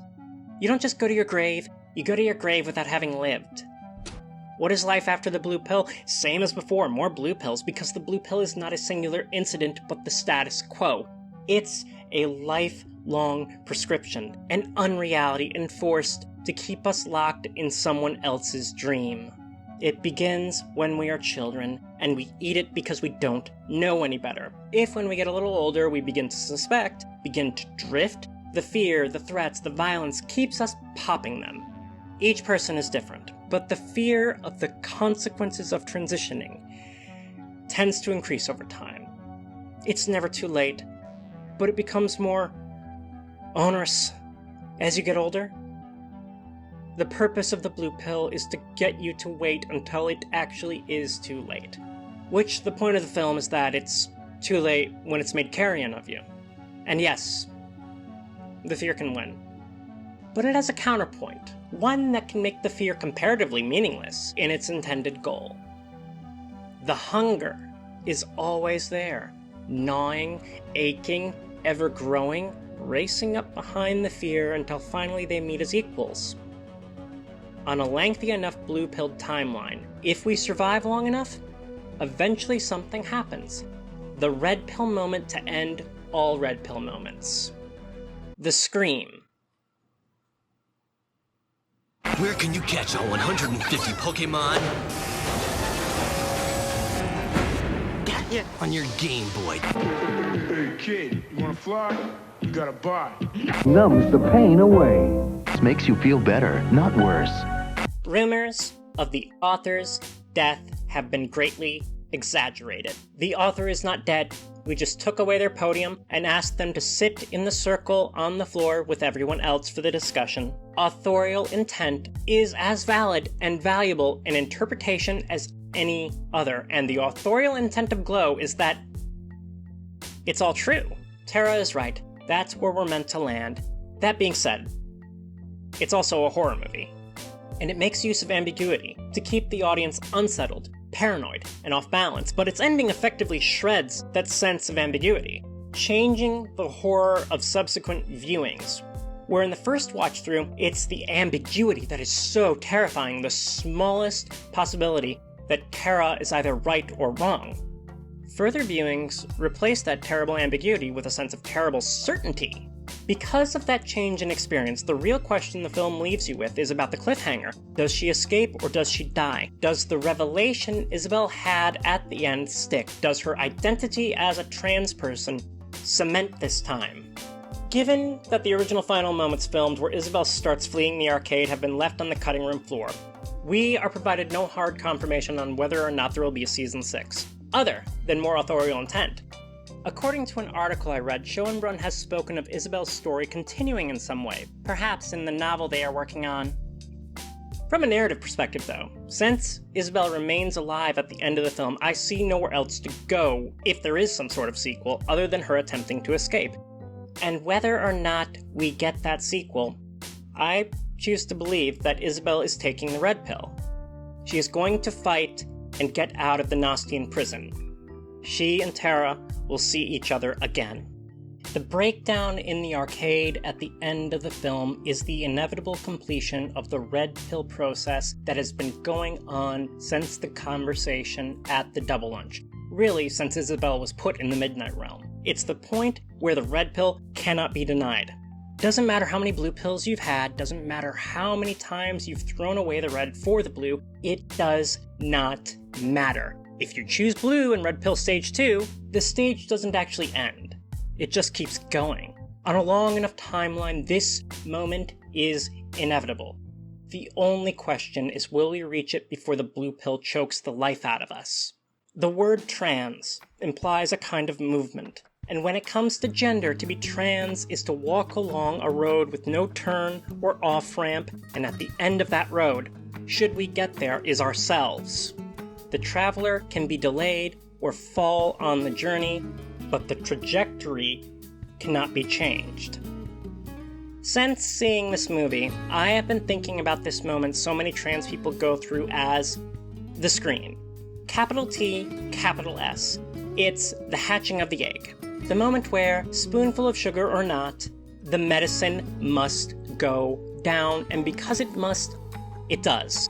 You scream, and then the red pill is at last swallowed up.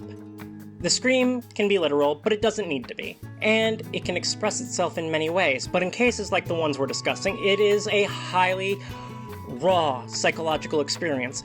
By nature, a certain amount of inhibition burns away. The reason this event is so visceral is because that's what happens when a person is terrorized their entire life into whiting out a core component of their psyche. It's going to be visceral. It's going to be like, or literally be, screaming. I want to make clear that I don't think every trans person has the scream moment. Isabel does, Evelyn did, I did. It's what lies at the end of having to hide from ourselves, to resist our true selves. It's the end result of stasis, of not transitioning, of the blue pill. The moment where you're going to literally die if you don't move. I think there is always a moment like this for trans people, but that moment doesn't need to be a scream. If we feel safe, if we have support, if we live in a time and a place that does not dehumanize or criminalize or shame us for who we are and what we need, then the moment the red pill goes down, while comparable to the scream, can't properly be named a scream. The moment where you embrace this gender gnosis is when a pressure valve in the head is released, but its expression under better circumstances might be more aptly termed the sigh. A quick and easier slide into the sublime relief of self-understanding and acceptance. The knowledge that you just need to change some things and you'll feel better, along with the will to do so. But for many of us, it isn't a sigh. For many of us, the red pill going down is preceded by the scream instead, and that's not our fault. None of this is our fault. The scream event inevitably happens in cases where people are forced to resist or ignore their true selves because the thing that keeps us from accepting our nature is fear. And fear may only ever increase linearly. But the hunger to be yourself, the pain of not being yourself, that need to change, that compounds. The scream is the juncture at which the fear and hunger finally become equal, crushing you between two fundamental impulses, a moment of unbearable horror. But then the hunger compounds again and rises above the fear, and after that you must accept. You have no choice but to know the knowledge of yourself and what you need, and what you need is a change that better aligns your external existence with your true self. It's the acceptance that you are trans, that you always have been, and that you must begin, as best you can, to leave the shell behind, to explore and discover, to, as best you can, start living as yourself. You cannot wait anymore. You must move. After this, there is no turning back. The intent to change is the new state of affairs. You likely will come out of it afraid and upset. You may need to be cautious, but you will no longer be terrorized into either believing the blue pill's lies or total inaction, which isn't to say there will never be any doubt again. There likely will be. How we get here is damaging, and that has ramifications, but the nature of that doubt will have shifted, and it will likely be fleeting. To be unequivocal, what this looks like for any individual trans person may differ. Transitioning is different for different people. In this video, I'm describing a kind of model, but I don't want you to go away thinking this model is necessarily monolithic. A transition may be as complex as medicine, or as simple and singular as a change of name and/or pronouns. It's unique to the person, and so is the process of that transition. Circumstances are always thorny, knotty things, and the changes a person wants to undertake after this moment can still be hampered or threatened due to issues of affordability or safety or legal restrictions, but staying in the closet to stay alive is not the same as passively accepting your own blue pilling. It's not hiding from yourself or staying put. It's fighting smart because you have to. And those of you who know yourselves and are reaching for change while living under such conditions, even in the smallest ways, small little steps taken to better align your life with who you really are. The smallest things. Listen, my whole point is we don't end up transitioning because we're brave. We're terrified. We have so much fighting against us. We do it because we must. Like literal hunger. Eventually, you need to eat, even if it's dangerous. But those of you who do what you can in uncertain and abysmal situations with more threats than friends around you, must decide you are still some of the bravest people I know of, and you are valid and beautiful, and you should be proud. I know it's scary, I know it hurts, but don't give up.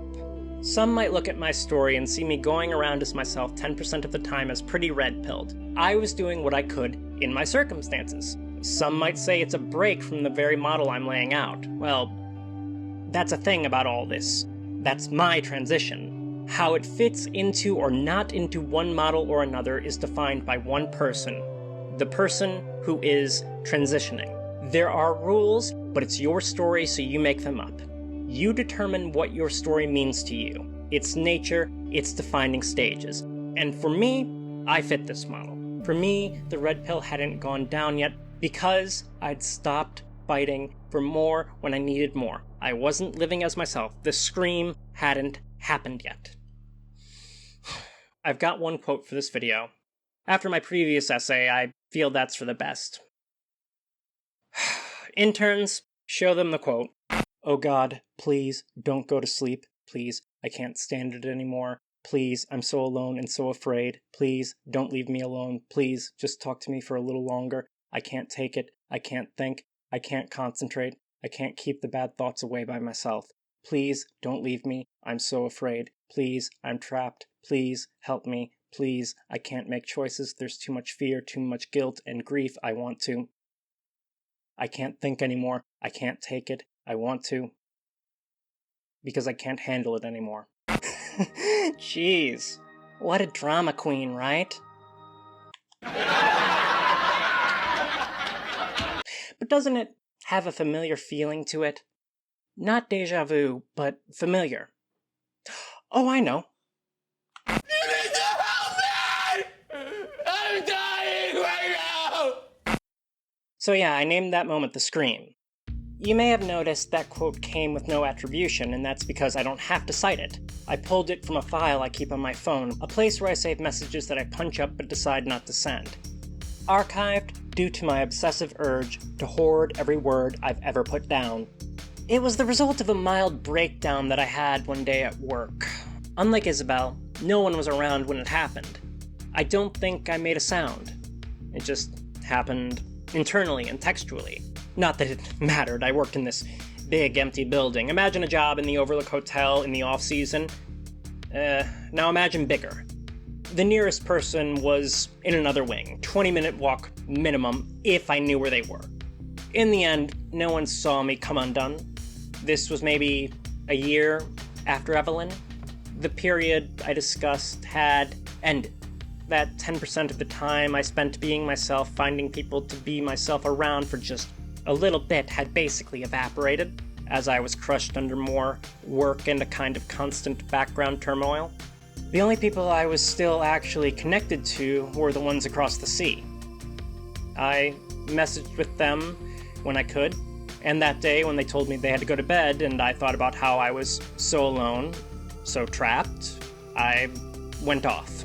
But here's the twist. This was a scream, but not the scream, because that's an interesting side effect of post the scream, right?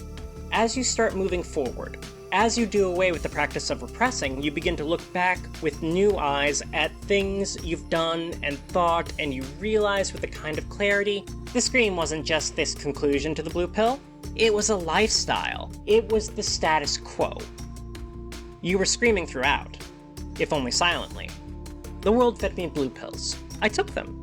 By 19, I also took any pill anyone would hand me, and they handed me a lot. So much fun. For the next several years, pharmaceuticals were my primary motivation for getting out of bed in the morning, which hardly makes me special, but it was a big part of my life. I still self-medicate. Some. But it's all very limited now. Safe stuff, you know. Legal. Basic. Plants. Back then it was like living inside a fast-moving Steadicam, with the lens changing out every couple of hours. What is supposed to come next is the part where I tell you all about my undoing. How I wound up in the gutter, homeless, jail, rehab after rehab after rehab. You know, how it ruined me. But that's not how this story goes. I knew plenty of people who did go through all of that. I knew people who died very young. There have been consequences that I'm not going to talk about here, but compared to many, I got lucky. I went through a lot of good craziness and a lot of bad craziness, and I did a lot of things I regret. But the chems didn't destroy my life. The fact is, I thrived on them. I ran a business, 4.0 GPA, wrote several books, 80-hour work week. I think my sense of responsibility kept things, I guess, somewhat under control.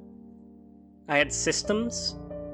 Even when things were totally out of control, my role in my group of friends was that I was the smart one. The responsible one. This lifestyle was fun.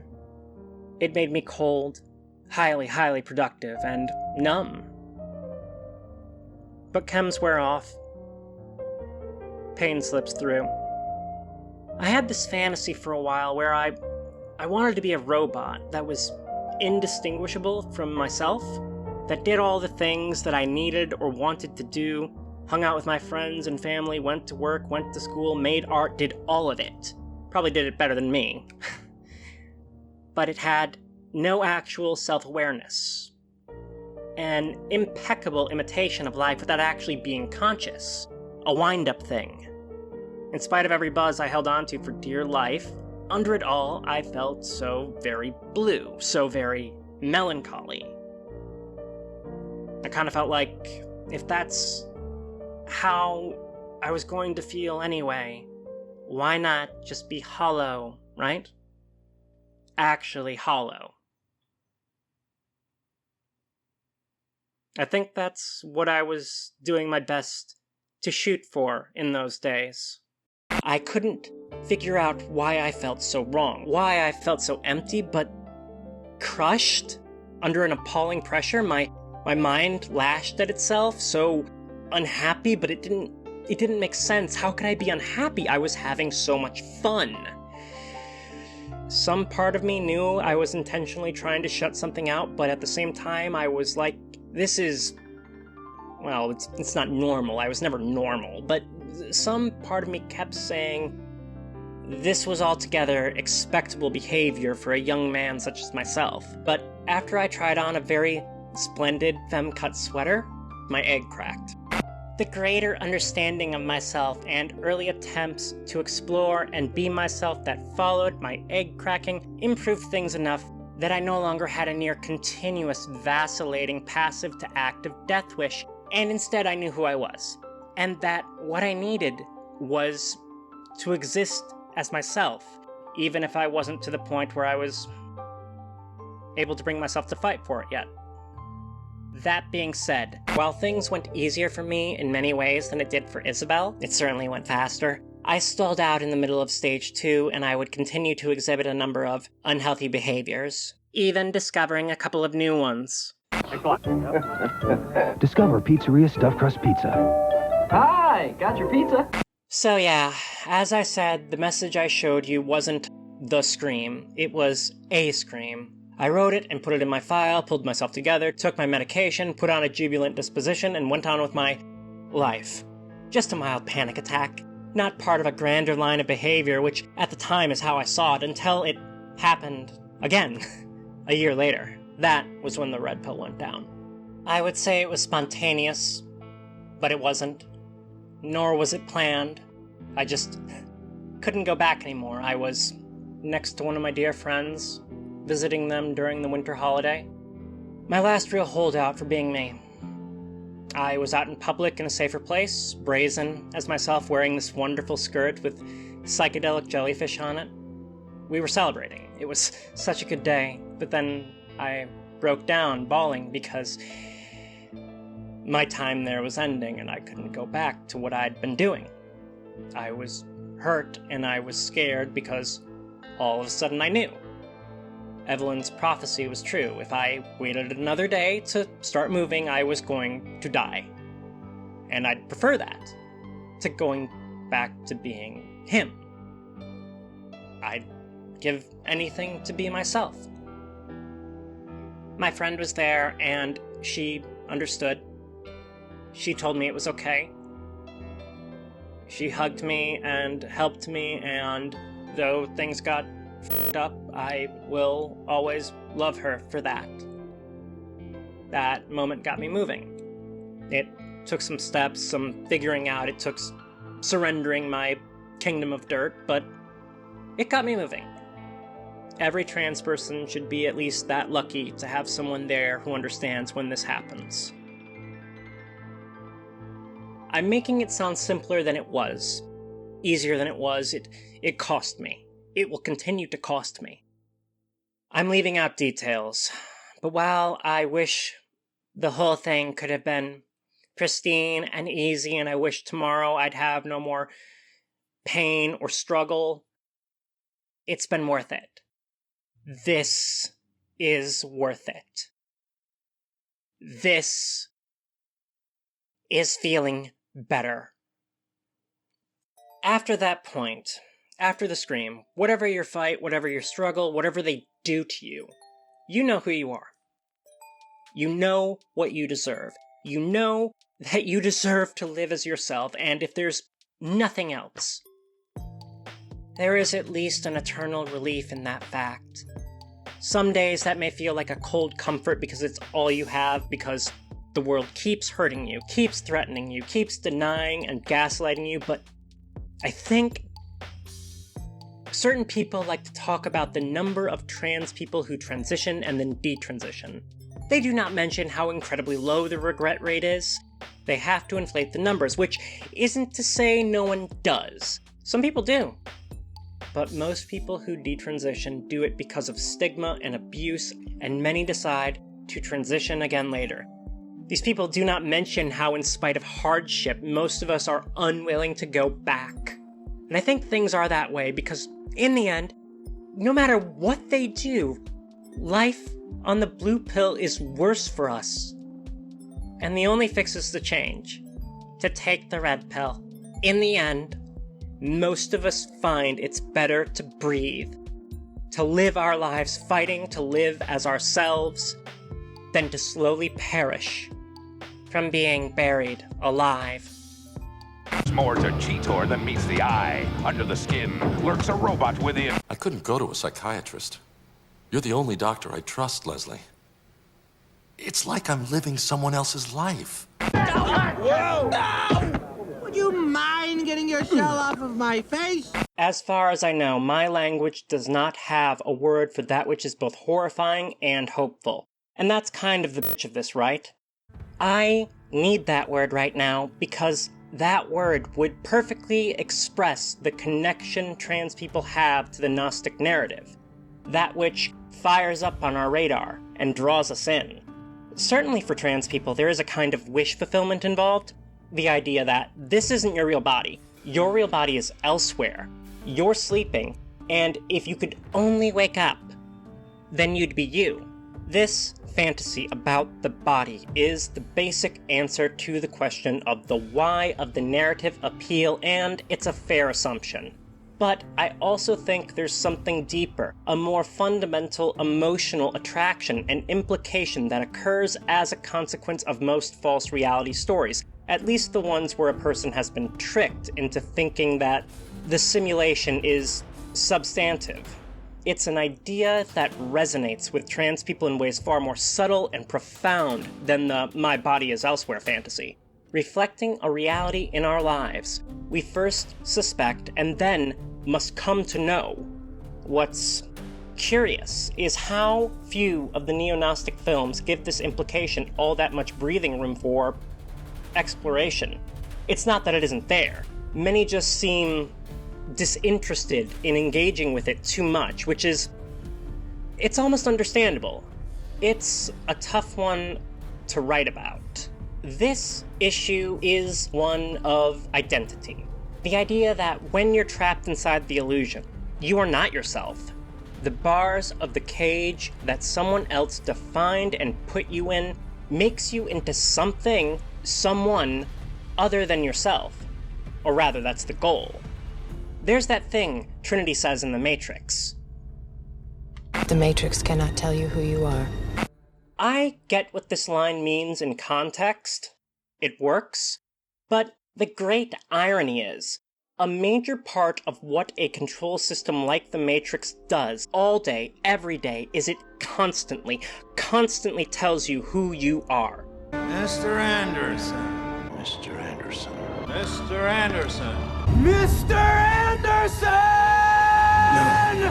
It's a huge part of the program. Out of all the 90s neo-Gnostic works, Dark City is the most directly interested in this topic. It's at the front, it's in the dialogue, it's in the world building. It gives space for this theme to be discussed, and yet, still, it also fails to provide the issue on the table with the focus and nuance it both requires and deserves. Where it lands on the issue of identity is a thoroughly sound thesis. An individual's nature is more than the sum of their memories. Great, you can argue that. The problem is Dark City almost refuses to. My point is not that this claim is false, but that one of my few critiques about the film is just how many issues and considerations it won't even play with for a single second, just to make sure it lands on its thematic target in perfect, uncontested safety. Not even willing to truly engage with the question in a way that is meaningful, even though the film is perfectly set up for it at minute 1. Making a query and providing the answer without the crucial step of entering an argument. But then there's I Saw the TV Glow, the child of the neo-Gnostic films, ready to deal with its family members' shortcomings, showing that while Isabel and Owen are the same person, they are also, at the same time, functionally different people. Owen makes the choice he makes, rejecting Tara. That is almost certainly not the choice Isabel would have made. Like, I see this idea in discussions of the characters that Owen's frightened nature is reflective of Isabel's passivity, and sure, the character is clearly a little more timid than Tara, but still, if we can assume the pink opaque we see in Glow's 90s to be a semi-accurate reflection of their reality, their lived experience, well, that show had a Monster of the Week structure laid out over 5 seasons with around, 22 episodes per season? We might then say the pink opaque faced, give or take, 110 monsters. If the show works somewhat like I envision it, the focus alternating between Isabel and Tara every other episode, with one member of the duo as B-plot and support and the other member in the A-plot actively confronting and beating that story's villain, then that would mean, by my basic math, which I did not screw up at any part of this process, Isabel, with Tara on call, fought and defeated approximately 55 of Mr. Melancholy's agents? 5 seasons in a 90s teen fantasy show. You want to bet against them having dealt with a false reality or two before? I mean, you can, go ahead, but I don't like those odds. Perception-wise, on the football field, Isabel and Tara are as in contact with each other, if not more so, than they would have been in any of those battles. I think Isabel would have kept going with Tara, gone on to season 6, then and there, even when accounting for Mr. Melancholy's most recent attack. But Owen says no and runs. What has changed? Nothing but the life lived, the experiences had, and the concept of self. Their memories are different. One version has spent their life helpless and tormented by Mr. Melancholy and his Archon's agents. The other has spent the last few years fighting him and winning. One life gels with the individual's gender identity, her sense of self. The other does not. These differences have an impact. Different inputs into the same actor yields different results. The inputs can affect behavior, choices made in certain situations, and certainly the quality of life.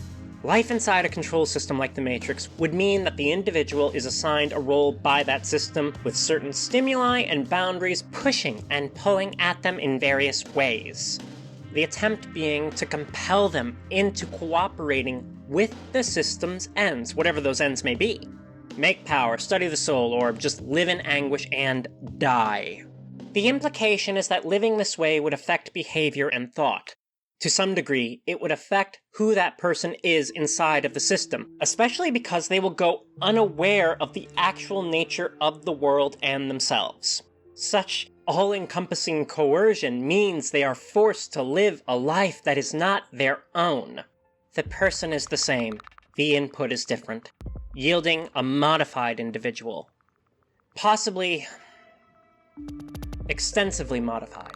When the input is intentionally enforced by a powerful malignant system, I call this concept the shell program. Neo is the real person, right? Thomas Anderson is an illusion. Thomas Anderson is a construction, as much a part of the Matrix as the buildings. He is a shell program, built out of and around something real for the benefit of the system and at the detriment of Neo. The splinter in the mind is not just that the world isn't real. The splinter in the mind is that you have been made into someone you're not. Someone who may make choices that are compromised by the influence of the system, including its threats and the belief that it is real. Imprint John Murdoch is a cold-blooded murderer. Actual John Murdoch, for lack of a different name, stops to save a goldfish when he's in a rush. Neo would get down by way of the scaffolding. Thomas Anderson walks out of his office in cuffs when the agents come for him. Side note.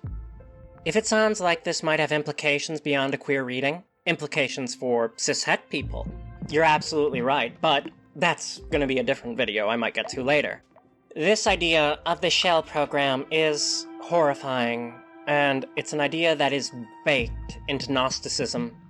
And therefore, most Gnostic stories contain at least hints of it. The demiurge stole something divine and true and stuffed it inside of lies, where it suffers in a life confined, defined, and controlled.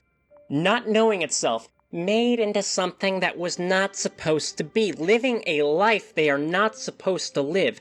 We are not ourselves, and that is the greatest reason why the world feels wrong.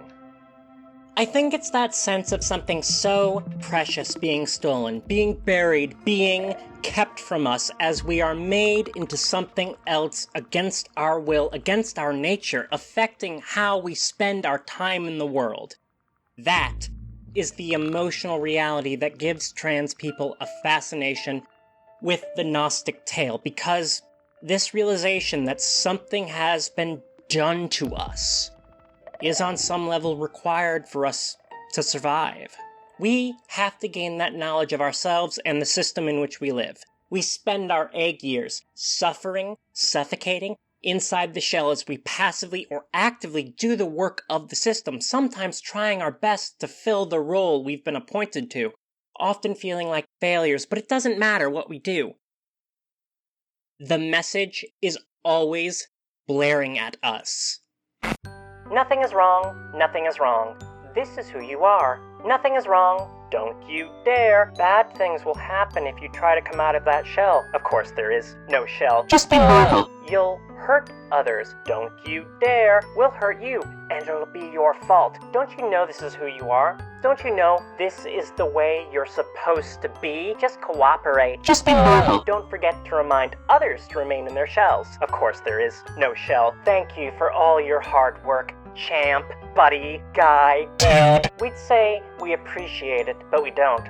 This is just the way things are supposed to be. This is normal. Just be normal. Don't you dare. This is who you are. Just be normal. Even though it feels really wrong, nothing is wrong. Even though it really hurts, nothing is wrong. Even though you keep breaking down, nothing is wrong. Even though you keep trying to explode, nothing is wrong. Just be normal. Nothing is wrong. Now be as you are told. You can be whoever you want. Do whatever you want. As long as you respect the limits we've set. As long as you obey. Being an egg, especially moving into adolescence and then adulthood still as an egg, or even in the closet, it affects the choices you make. It affects how you live. It, at the bare minimum, is like being told to participate in life with a boulder strapped to your back. Certain options that should be yours are shut off to you, and there are options that you take that you would not have taken otherwise, or options you do not take that you would have taken otherwise. Entire realms of experience and life that are made different because you are forced to perform for the system, because of the state of hollowness and psychic turmoil that you endure. All because of this goddamn shell, this goddamn boulder on your back that you often don't even know is there, and many people tell you isn't there, through just sheer innocent ignorance, which is also the fault of the system. They'll tell you it's anything but the boulder. Look, I don't mean to make this sound like every choice I ever made, good, bad, or stupid, was down to my dysphoria. I thank you very much. I do not need gender dysphoria to manifest my own regrets. Why did I send her that f***ing message? It's so humiliating. But introducing the idea of personal responsibility, where that begins and ends, complicates this discussion beyond the scope of this video. It is complex, but the reality that the allegory is echoing is that from the major to the minuscule, not getting to be yourself, constantly being ordered to be that which you are not, having it hurt, it influences you. It influences how you turn out. You live under the influence of the blue pill, and that affects you and your life, and you never asked for it. In spite of what you may have been told, in my opinion, every person is a composite of both that which they do and that which has been done to them, and this fact hits trans people in a very particular, very hard way. But I said that the emotional reality that resonates with trans people in the Gnostic narrative requires a word for both horror and hope.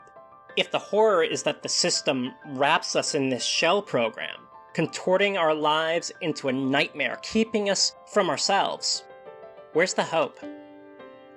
There is still time. The Gnostic narrative from its beginning was about salvation. Here is what the Demiurge has done, but you can get free. Even now, you can still be yourself. The Matrix has you, and this shell it's put you in is a part of the Matrix. The Matrix has you, it's not going to let go, but it also can't keep you. The basic Gnostic narrative is about our capacity to get out. Gnostic comes from gnosis, meaning knowledge.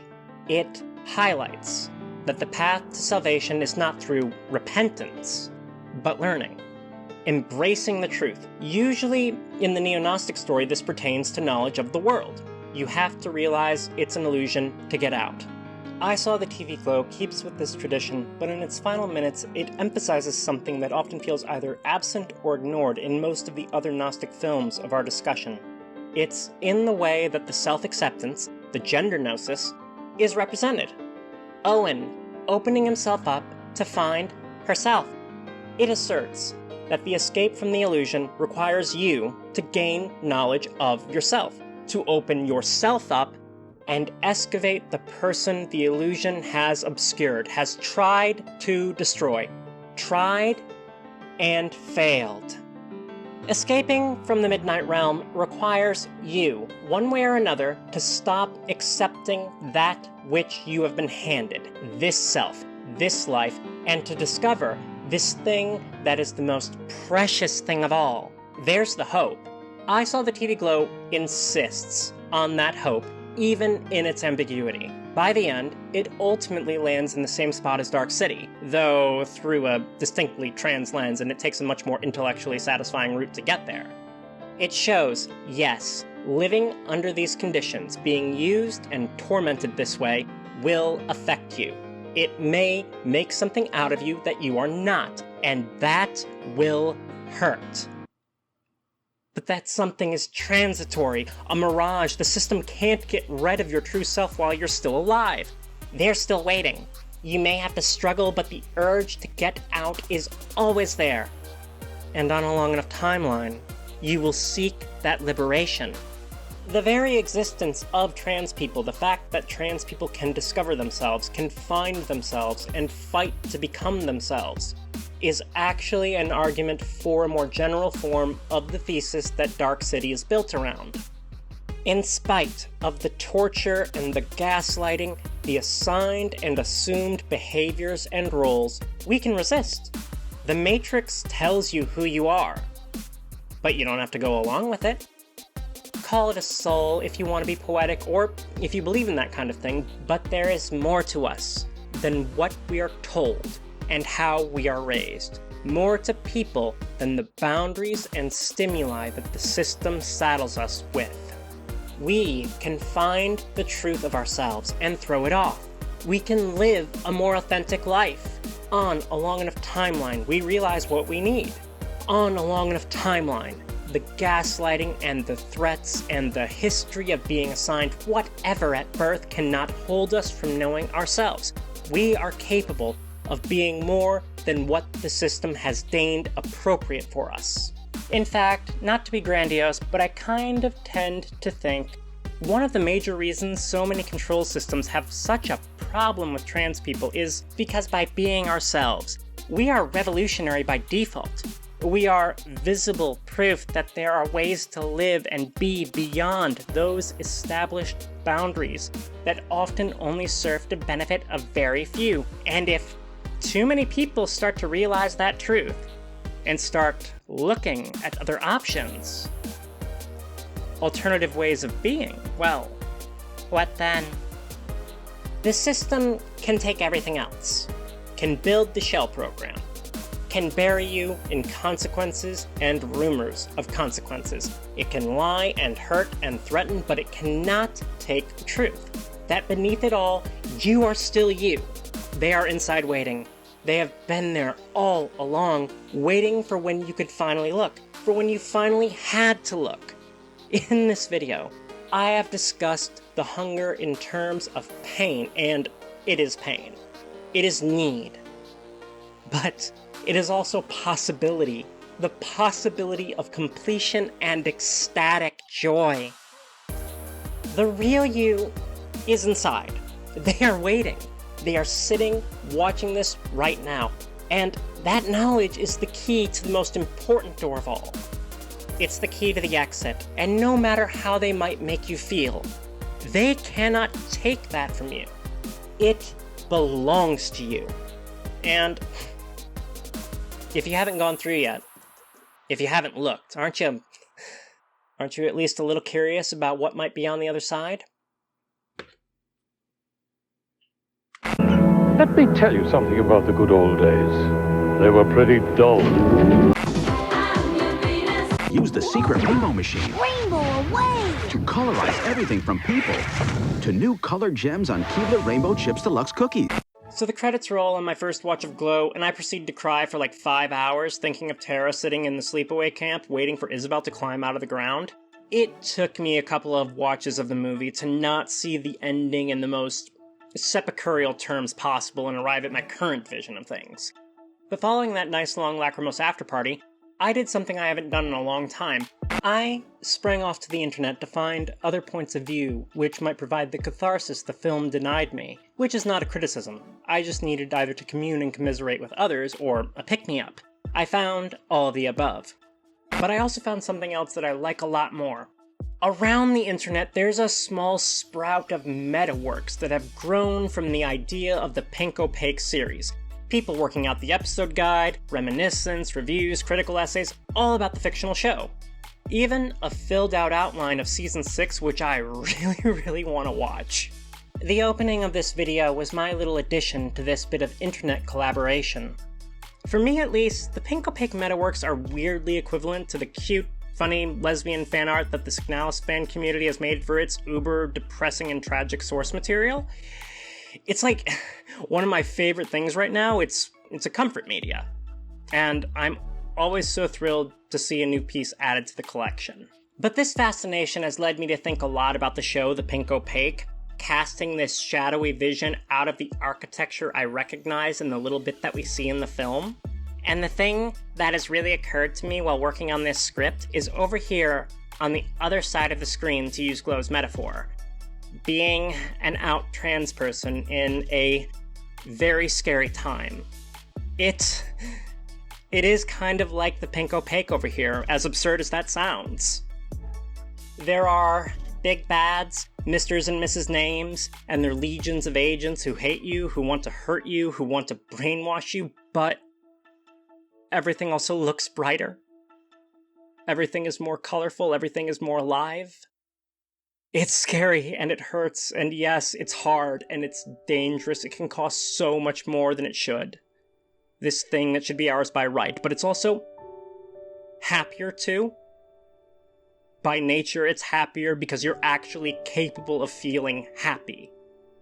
And there are people here who want to love you for yourself, who want to be your friend, who want to help you. There are people who you've never met, who you can have an instant connection with because you recognize each other, kind of like a psychic connection. Even now, it feels better here. And it gets better the further you go along your path. It is worth it. It is worth fighting for. And that's all well and good, but then again, this is not for you. Does that feel a little familiar to anybody out there? Does it spark a sense of déjà vu, like you're seeing it again? Don't you remember? I feel I was fairly blunt. A few of you may recognize that line from the book I pulled it out of, House of Leaves, a puzzle box masquerading as a novel with one heck of a haunted house story inside. Look, there is no discussion of criteria nor quality that matters. If you didn't get a piece of work, or if you didn't like it, or both, then it is categorically, in some sense, not for you. As far as authorial intent goes, trans people were the target audience of I Saw the TV Glow. It was a film written and directed by a trans creative aimed first and foremost at us. Which is not to say there is nothing here for cis people, and that's kind of the thing. Not every piece of art really needs to be for you. It doesn't need to be for you to feel, to learn, to be enriched by it, to discover your own meaning in the text. This is a truth queer people have specialized in. So clearly, among the many things this movie made me think about, I haven't even brought up half of them, is the idea of the target audience. It made me think about who the target audience of my own videos are, who the target audience for this video is, and I came to the conclusion that frankly I'm just delighted when anybody shows up in good faith and gets something out of it.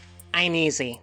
Conceptually, what I imagine is one person. My minimal goal for the success of a video is it gets watched by one person who needs what it's offering, who needs to hear what I'm saying, with what I'm saying depending on the video. So it's like one person who needs to learn something, or one person who needs some good feelings, or a distraction after a hard day. One person who needs, like, background noise as they try to sleep, though after, I don't know, hundreds of hours of editing myself, it's hard for me to imagine that my voice is usefully soothing in that way. This image of an individual to whom the contents of the particular video is useful is a pretty comfortably broad image. and that's how I operate most of the time. But so far there have been 2 exceptions. First is my alien video, and this one, where the target has gotten far more specific. But I do want to be clear for those of you who are part of that broader audience, those of you who come here for whatever reason in good faith, those of you who aren't of the hyper-specific nature I'm imagining for this video. I want you to know, I'm grateful you showed up. I love having you here. Seriously, thank you for coming and watching this far. Especially the bunch of you who keep showing up recurrently when I put something out. It's really very flattering to my already insufferable ego. So who is this ideal audience member? Is it trans people? Is it eggs? Well, sure, a bit. This video is always going to be one of my more trans-focused ones. I Saw the TV Glow definitely cracked a few eggs. Hi, sweeties, welcome to the club, but I'm still imagining something even more distinct than that, and now I am going to do the one thing that I Saw the TV Glow didn't do. As a text, it spoke to people, but now we remove the film itself from the conversation, because as much as I love her, this has never been about Isabel. The person this is for is flesh and blood, and hopefully hearing these words, I am going to speak directly to you. If you didn't see the movie, or you did, but for whatever reason it didn't hit you hard enough, I bring with me a hammer. I can only do my best and make what I can make.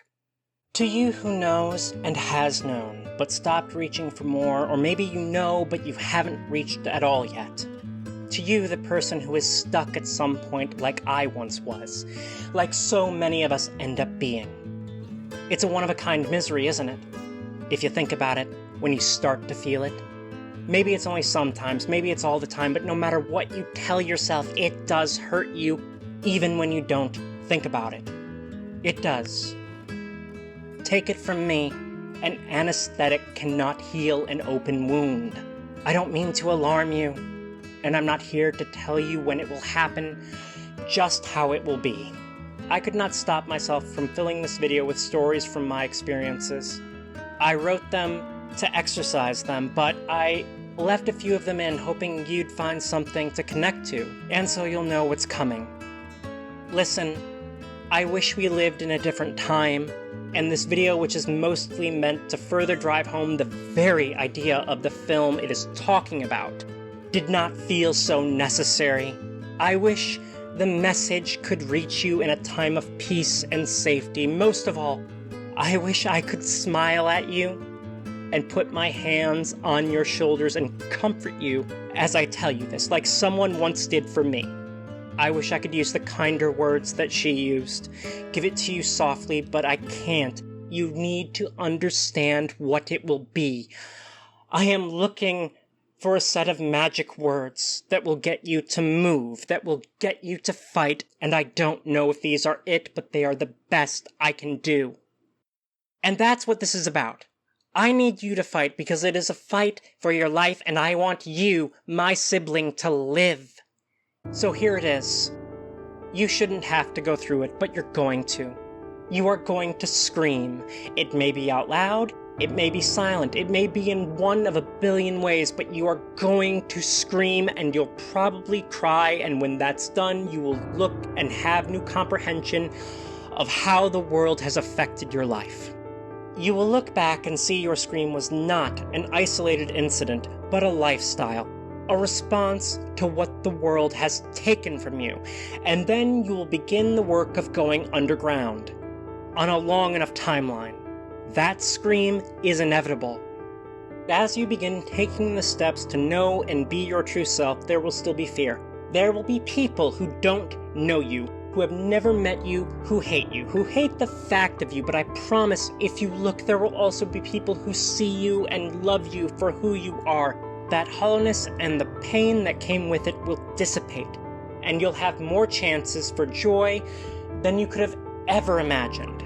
I don't know if it's something you can manage, but my advice is to move towards that moment. Run to it. At least don't run from it. Starting right now, you should take everything you can take safely, and you keep trying to find ways to get more. You need to be careful. You need to be safe. but you also need to reject their lies and do whatever you can to claim as much of what you can as you are able, whatever that may be. Fast or slow, from here on out you begin claiming what you need to move towards being yourself. You never stop looking for exits. Never allow yourself to accept where you are. Do not allow them to terrorize you into standing still. You need to move, and the key word there is need. Because whatever you may think, the way you are living now, buried, it's not actually safe. It never has been, and it never will be. They want to terrify you into stillness. They want you to freeze. They want you to stop fighting, to never start fighting. I know it hurts. I know it's exhausting and scary, but you need to remind yourself every day that this is not okay. That life is not supposed to feel this way. I cannot promise you easy, I cannot promise you paradise, but what lies after you refuse to take what they have been force-feeding you is life. Please listen to me. There is just so much life waiting for you after the blue pill. Please, look out for yourself. Among the many things the Matrix taught us was that the nature of déjà vu is that it meant someone changed something. Well, we should all probably fight to change the world to one where agony is not a prerequisite for self-acceptance, but in the spirit of accomplishing something in my reach today, in the spirit of the fact that I cannot look inside you to see who you are, I'm going to change what I can change. I'm going to transition this statement into a query. Which means it's time for your pop quiz. No moaning, no groaning. I warned you ahead of time. Break out your number 2 pencils and you better be ready, because only you can know. Only you can make the determination. Only you can answer the question. Is this for you?